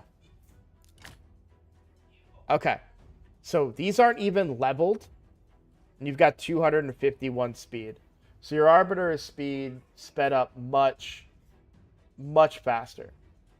Now you'll be able to do way faster than that eventually. Like eventually you'll be able to do something along the lines of a 6 speed, or if you happen to have at some point any of the accessories for protection, you can actually get 1 speed set and then a 5 protection set, which a lot of people sleep on, because 5 protection is 2 speed sets with better stats and protected buffs. So I did that on one of my characters. If we look over here to my Lady Mikage,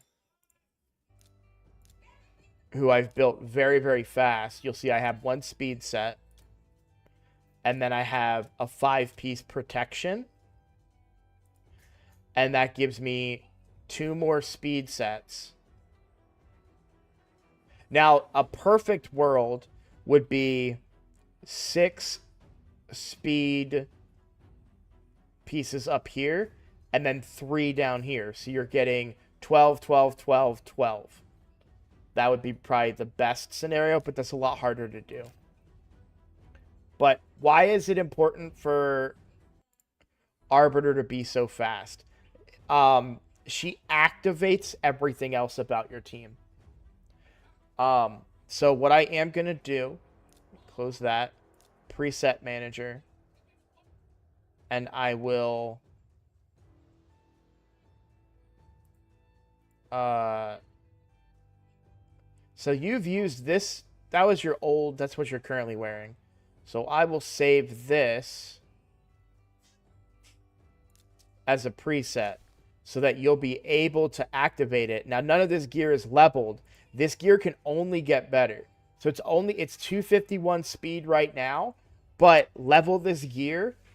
Maybe you get speed procs. It will only get better, and you'll be able to get a much faster Arbiter. But so what Arbiter is going to be able to do for you is give you turn meter, allowing you to go first, and giving you increase attack, the big version. So if we look at your current arena team,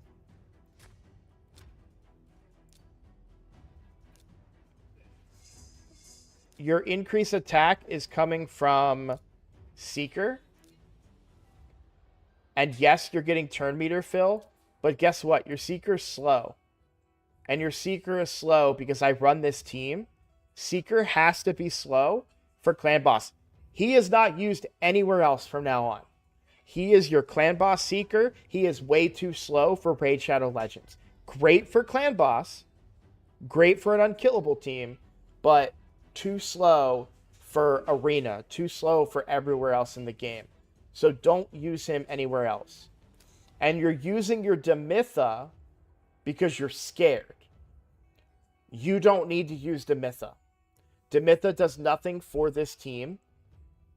First of all, Sun Wukong self-revives. You don't need to give him block buffs because if he dies, he just comes back to life. So that doesn't make sense. It's counterintuitive to his kit. You actually, sometimes you want him to die and come back with full HP. Or sorry, not full HP, with full turn meter. So this is counterintuitive to bring Demitha. So you don't want Demitha. UDK is a great combination with Sun Wukong, but your UDK needs to be very, very tanky and preferably. And your increase attack is coming from... So 169 speed versus 162. So he's barely faster than your Sun Wukong. So you're not going to win the speed battle most times. You don't have decreased defense.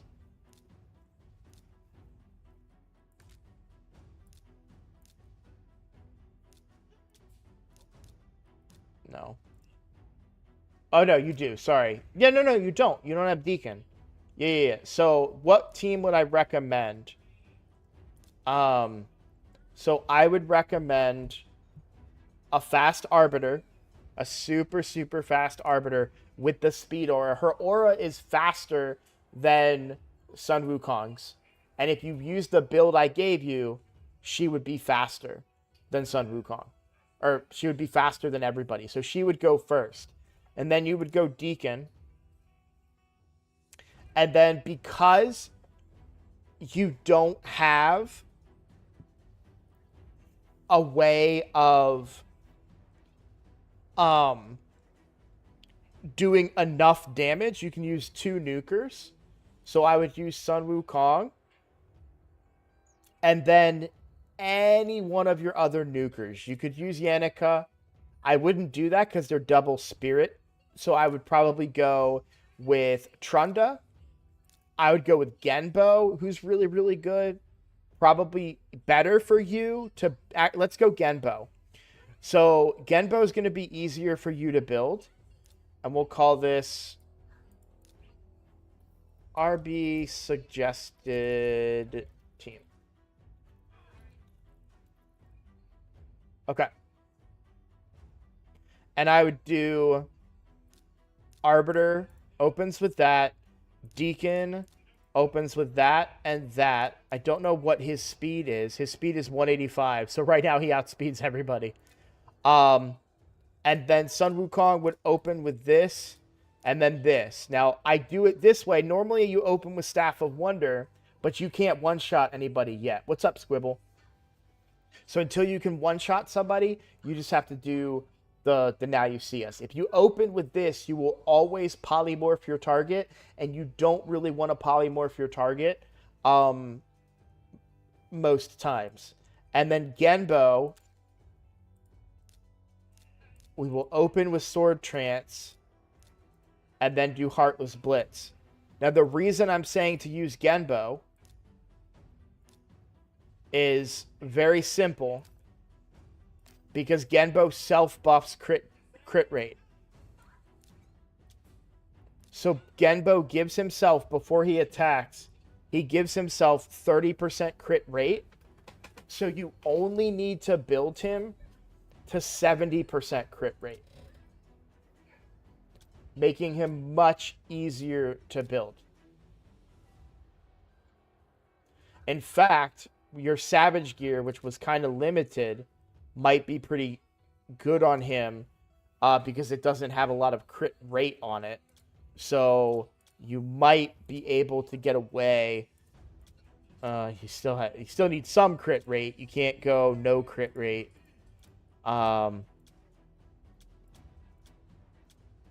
Yeah. Man, that's rough.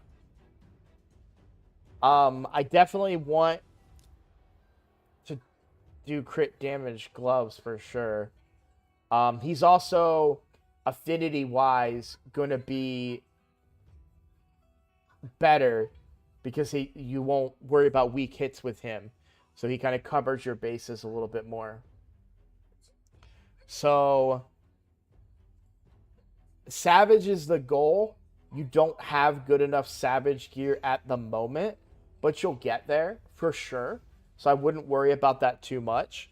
I will say that your fear of you don't know where to progress next, everywhere. So what Clan Boss has done for you is now given you a consistent resource for shards. I would start farming dungeons consistently. Your Fire Knight team, you've got so again, you're using Seeker here, but Seeker's just really, really slow. And I would run, when you level her, well, first of all, you have a Cold Heart, so you should run Cold Heart. You don't need Geomancer. You don't need Kale anymore. Royal Guard. All three of these control turn meter, and then this guy does enemy max HP damage. And then I would run... when you get her leveled, I would run Valkyrie. So Valkyrie, on her A1, has decreases turn meter. And she gives everybody counterattack, so that all of these champions you'll get more attacks out of Allure. Right? Do we have any ally attacker? I don't see one other than Farrakhan. So, right, I would do Farrakhan here. Yeah, very nice champs. This is kind of what I talked about. All due respect, not trying to be insulting of Jinx in any way, but this is a very common thing where a lot of players will have really, really good rosters, but maybe not know what they're doing per se. You have the right mindset. All speed boots, all percent stats on the bottom stats. That's great. You're doing a great job there. However, you're skimping on certain areas. Gear-wise. And that's fine. You will get there. There is no pressure. This is a great, like this is great. 222% crit damage, great. 79% crit rate. Speed is a little low. And your accuracy is good. You probably have better boots on your account for such a good champion. In fact, I know you have better boots on your account because I saw them earlier. So these boots are better. What is it? She needs 70%. right? Yeah, 70% crit rate. So you're currently at 79% crit rate. So if you equip these boots, you're going to complete, well, it'll open you up for another perception set, but you're getting more crit damage out of these boots, right? And they'll be faster in the end because they're 6-star boots versus 5-star boots. So these are great boots for a Cold Heart specifically. And the reason I say that is because they're perception set. What do you want from Cold Heart? Crit damage. You don't need ignore defense as much because you're not doing PvP. You need crit damage and accuracy. So perception set is the perfect set for her. These are the perfect boots to put on your Cold Heart. And then, if you can find it, because you'll see, like here, you didn't even get any rolls into crit rate or crit damage. So if you have crit rate or crit rate, crit damage, perception gear, so yeah, right out the gate, this right here would be better. So if we do fitting room and we equip, we try on this and we try on this. So we're at 73% crit rate with more crit damage. We're slower, but only because these boots are not leveled. If these boots were all the way leveled up to 6, you're going to be better. So we'll save this as a preset. And so I saved that for you to use as a suggestion for a build. So now by the way, it's slightly less accuracy, but you can fix that, of course, right? But way more damage. Way, and by the way, it's barely less accuracy, right? We're talking 4 accuracy. You can make up 4 accuracy, no problem, but you're getting way more damage, right? And you'll get way more speed when this is fully leveled as well. So that's a better build once that gear is leveled up. Probably a little slow on your allure. But with the ally attack that I'm suggesting here, I just want to make sure everybody's built. So Cold Heart was built. Was Royal Guard built? I know we looked at him, but I don't know if he was built. Yeah, so he's not built. Do I have 2 pieces I can just throw on him? Primary, no, we want substats, crit rate, crit damage, accuracy. Looking for helmet and a chest.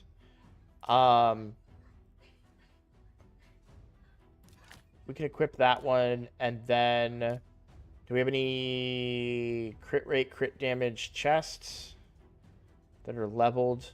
No. How about just crit rate? Just looking for something leveled. Even just a little bit. There we go. That'll get him a pretty big chunk of crit rate. He's not going to hit hard, but it's better than nothing.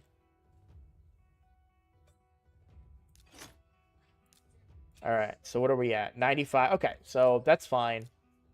Just for the purposes of me showing him what this team can do, and let's make sure Farrakhan is built too.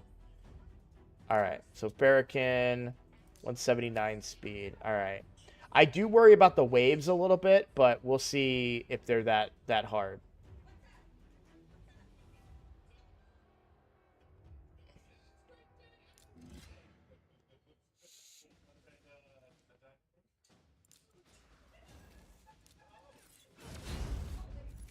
The waves may be a problem, now that I think about it.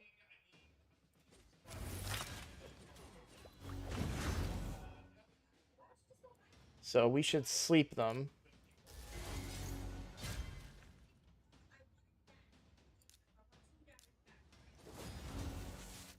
I don't want to wake anybody up. Let's see.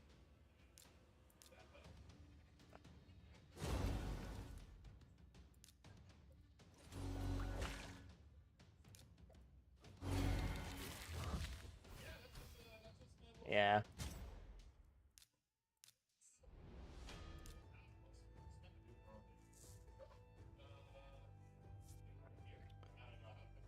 So maybe instead of Royal Guard, we bring the big nukes. But who's the better nuker? 100%, 206, 4,400 attack. Yeah, so Sun Wukong is still the best nuker on the account. So then bring Sun Wukong, and we try again.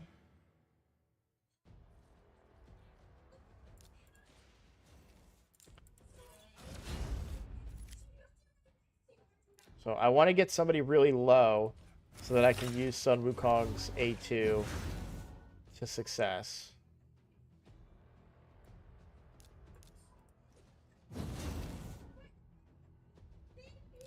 I don't think she kills her. Yeah. Alright. Decent.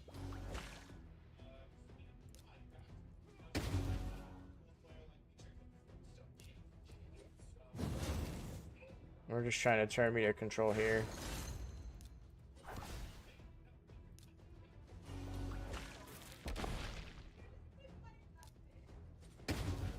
Alright.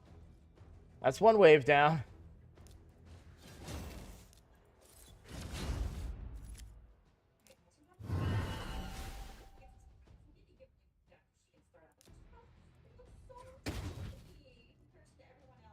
I love how hard he hits.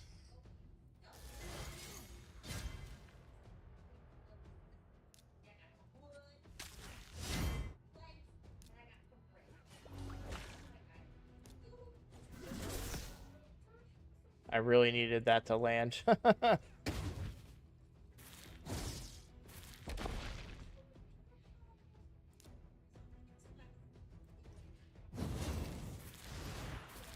Fuck.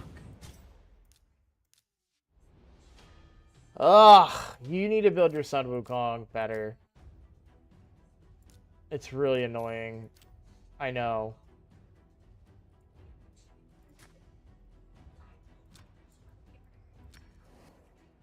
I mean, 2 minutes and 18 seconds. I guess, you know, you have your Fire Knight team, right? So... Okay. I see what you're doing. Maybe I should just assume that... Maybe I should look at your right stuff that you do. You're using the right champions. You know what you're doing. They just weren't in here. Which is what led me astray. And made me question it. But yeah, you're good there. So I also didn't bring an increase attack. Are you bringing an increase attack though? That's a fair question, right? Ah!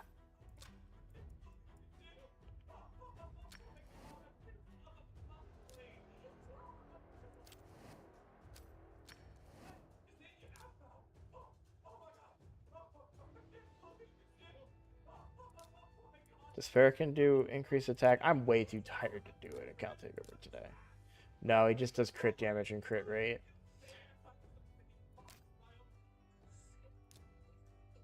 Who am I missing that does increase attack? That's why he was experimenting with Seeker to speed the team up. That makes sense.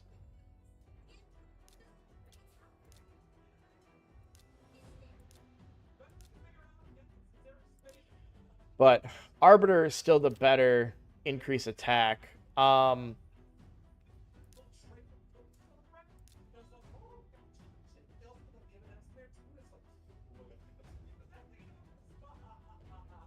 It's tough. It's tough.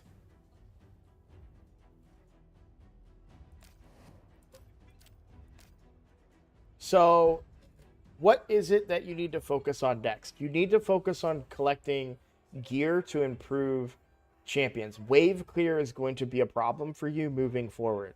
Now, the best example that I have to help you is to base it off of my account. Now, again, this is what my shard count looks like, okay? When we look at your shard count, we have none. That's why I was able to get Armands, who helps me control turn meter and gives me the ability to do the things that you would like to be able to do. I can completely lock down enemy waves. So like if we look at my Fire Knight team on stage 20, so very similar to yours. Instead of Cold Heart, I have Newt, Sun Wukong for wave clear. So just to show you what it can look like. Everything else is the same, except in your case, you're using Ultimate Death Knight, who you're only using him, by the way, to stay alive because your team is so squishy and you can't kill the waves fast enough, right? You don't really want UDK for this boss. He's not good against this boss. He has a single target A1. He doesn't do double hit, right? But, so instead of UDK, Farrakhan is a better choice. But you need this Sun Wukong to be able to do what my Sun Wukong can do. So let me show you what my Sun Wukong can do.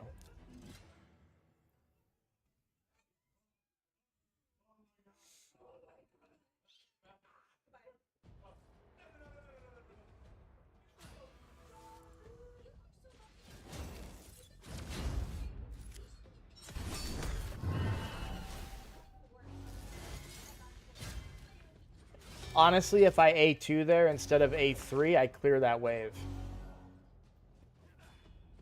And I should probably do that. Or no, I save the A2 for the next round. That's what I do.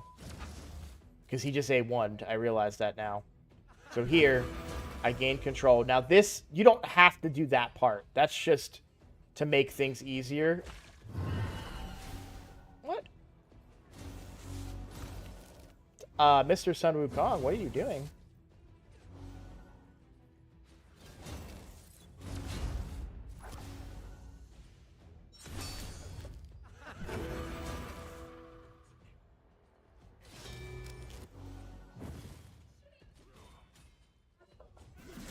There we go. Should have done that from the start. Would have had a much faster run.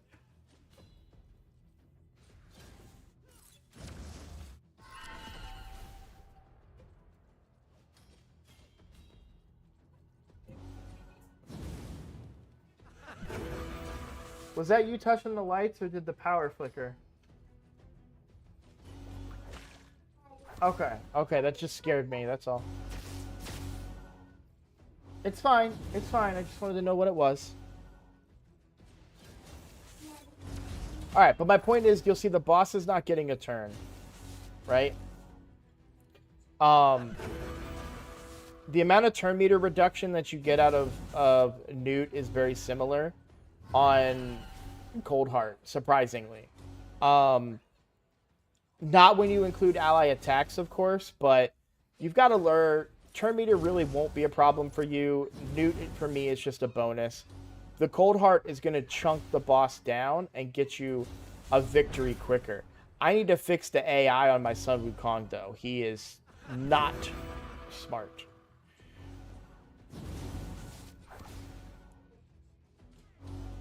And there we go.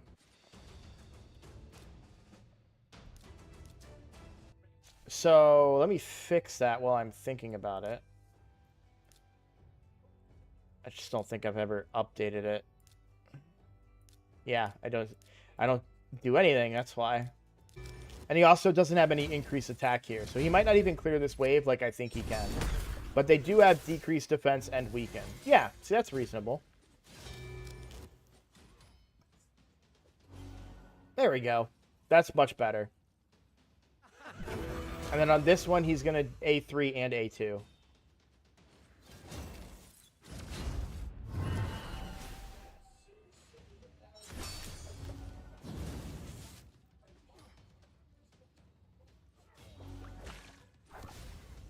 I really might not even need Armands, honestly.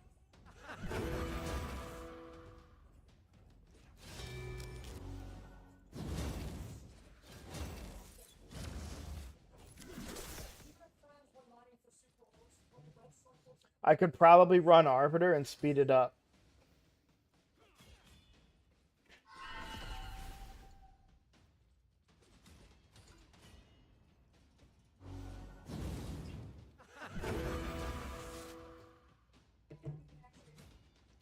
But, yeah, so that part we've seen. Nothing changes here. Newt does Newt things. Allure does Allure things. And we just maintain control until we get to take another turn. So ideally, if I could bring my Cold Heart instead, that would make this a perfect team. Because Cold Heart would have killed him by now. So, again, to answer your main question, gear is your focus now. So you really need to try to focus on gear and try to get Savage gear. But I got to tell you, things are going to be easier for you if you're saving more of your resources.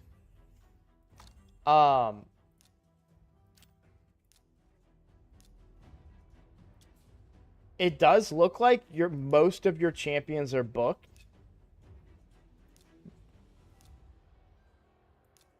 Which honestly leads me to believe that you might be a bit of a spender.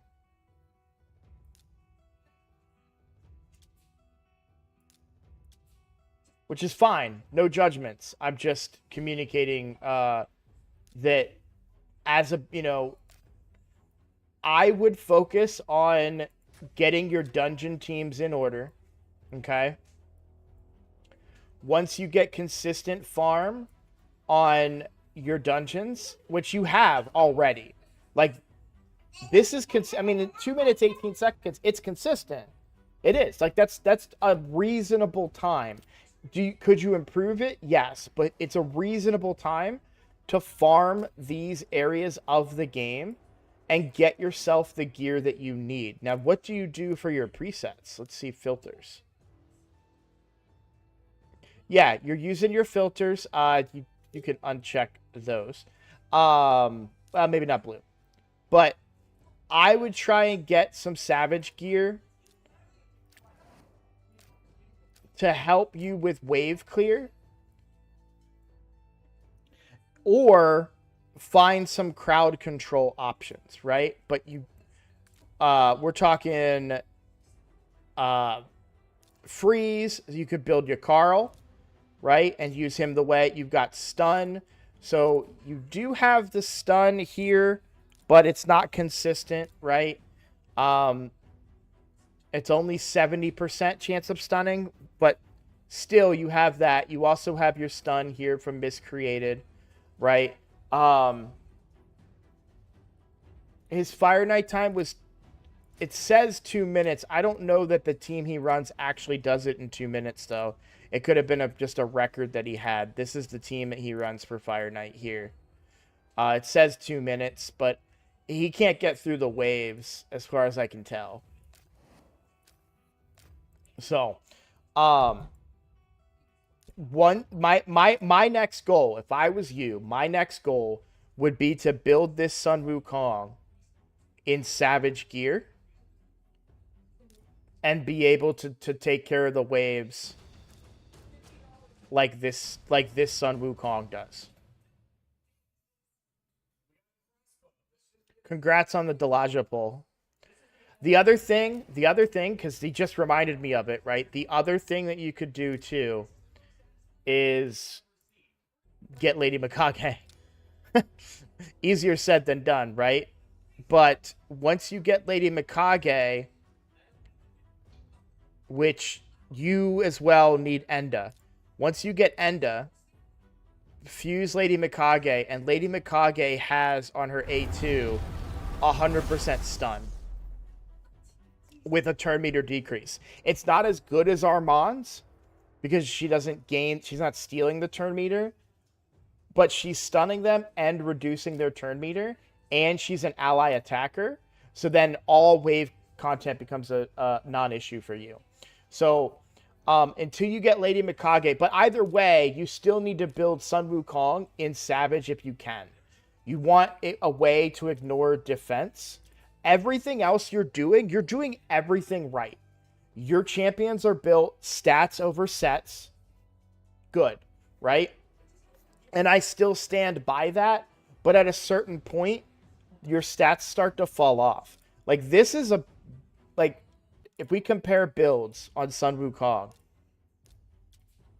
so 5,400 attack for me, 5,100 attack for you. Very close. Very, very close. Yours isn't min-maxed. There's certainly some more, like you could do ascensions on these items, right? You probably have, yeah. So when it comes to, yes, this is already leveled up, but a 6-star crit damage is going to be more by default. Like, 5-star crit damage doesn't give you anything better, whether it's epic, legendary, or blue. 6-star crit damage is what you want. So you want that to be there. But that's neither here nor there. As far as like attack, only 400 attack difference between our Sun Wukongs. 5120 to 5424. Actually 300 difference.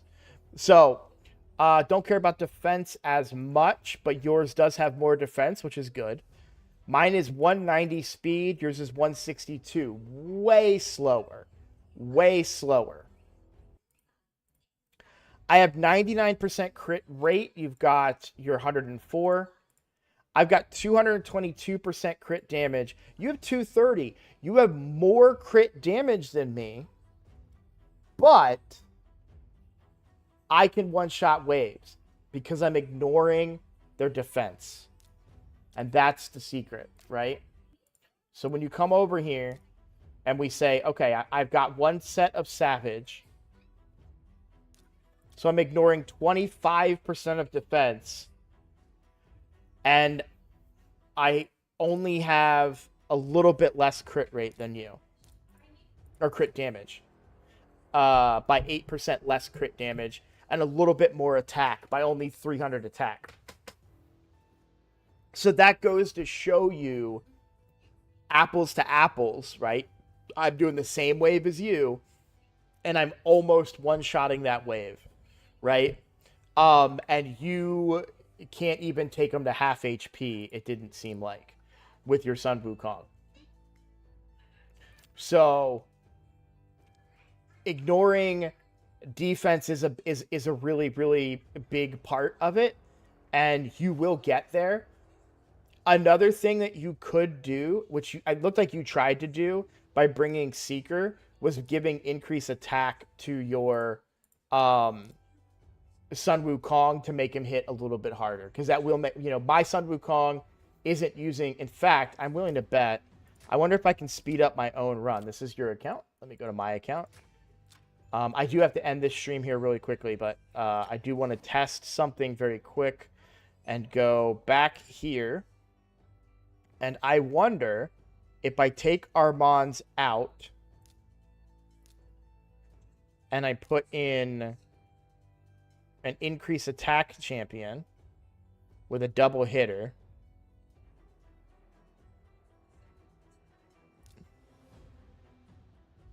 I'm just trying to think of who else I have with increased attack.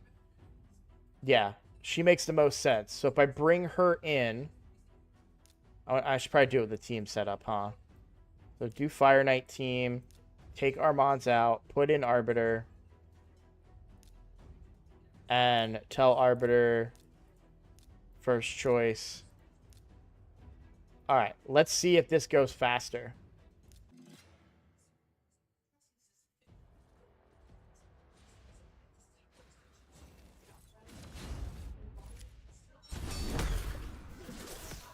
Yeah, see how much more I do because I have that increased attack. Now this wave will take a little bit longer because I don't have that increased attack back off cooldown.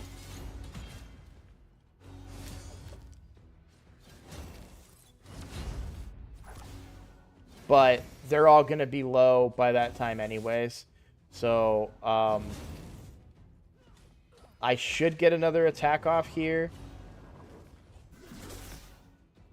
Yeah, so I did Surprised I didn't kill them, to be completely honest, but we're fine.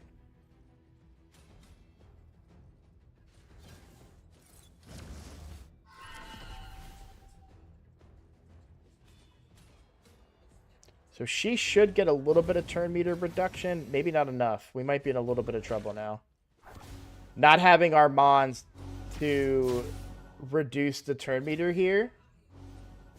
Okay, Allure comes in clutch. We're good. We're back on track.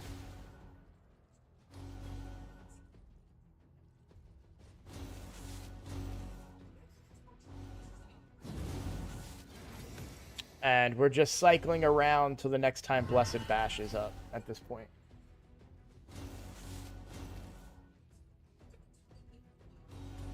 Two Skull Crushers, Frozen Banshee, Farrakhan, Geomancer, Vogoth.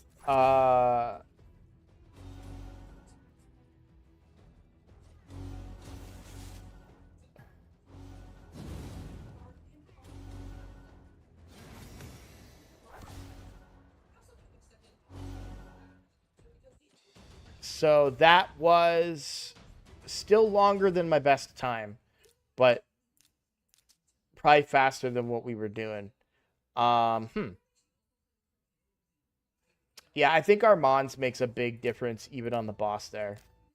So, Isaac asked, do you think it's possible to build Ultra Nightmare team with two Skull Crushers, Frozen Banshee, Farrakhan, Geomancer, and Vogoth?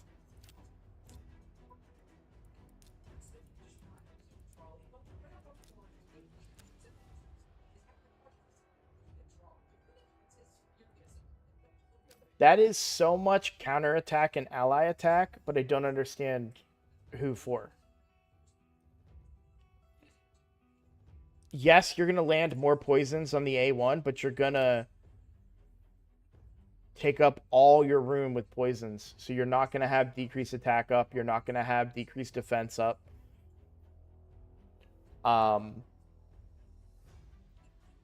Geomancer's HP burn could fall off and you may not reapply it.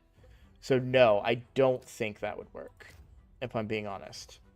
I think you need a way of destroying those poisons.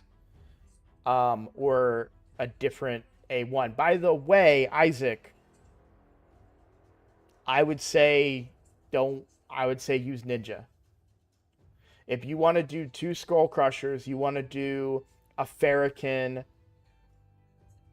team, right? Wait, so yeah, you also gave me 6 champions, by the way. So let's backtrack that. If you want to do two Skull Crushers and then Farrakhan, I wouldn't do Geomancer because Ninja and Geomancer don't work well together. But you could keep Vogoth. So that's 5 champions with Ninja. And then Ninja is a monster boss killer because he activates his burns. Remember that. And so he also brings decreased defense, which you do have decreased defense from Farrakhan, but the burn activation here plus the veil, and then this will ignore defense of the boss as well. And he's going to build up damage over time. So I think Ninja might give you a better result. And you're going to get a lot of A1s out of him with the counterattacks and the ally attack from Farrakhan the Fat. So, but I don't know that 2 Skull Crushers is necessarily worth it. Because yes, you bring ally protect and yes, you bring counterattack. But I think it would be better if you were bringing a different way to gain benefit from that ally protect. Like a buff extension, something kind of along those lines. You really want somebody that could extend buffs, but maybe bring other buffs too. So it's kind of hard to say. I don't think it would work because I tried many different iterations of double ally protect way back in the day, and I could never get the teams to work. There's just not enough damage coming out from them. Now I didn't have Ninja. So that changes things quite a bit. But, yeah, we'll see. Either way, I have to go. My kids are starving. We're gonna go make dinner or make lunch for them. So sorry I was so tired on stream today. Jinx, I hope I helped you on your account. I will go ahead and log out of your stuff right now because I stayed logged into the account takeover I did yesterday for like a really long time. So I hope that helps. I'm happy to do an account takeover. I'm not sure if you are in my clan, Isaac, or not, but if you ever want an account takeover, just sign up for a membership. Maybe you get gifted one on my next shard pull, and we can do an account takeover, and maybe I can come up with a team for you. But yeah, there's I ally protect teams are good, but you really need good stats to support them as well, and good champions and stuff. So there's a lot to it. But thank you all for watching. Um, it's Friday, so I will see you guys on Monday. We might do something different. I'm debating. Let's see. We'll see what's going on as far as like in the game of Raid Shadow Legends. If it's a slow Monday, I might play something different. All right. Thanks for watching, guys.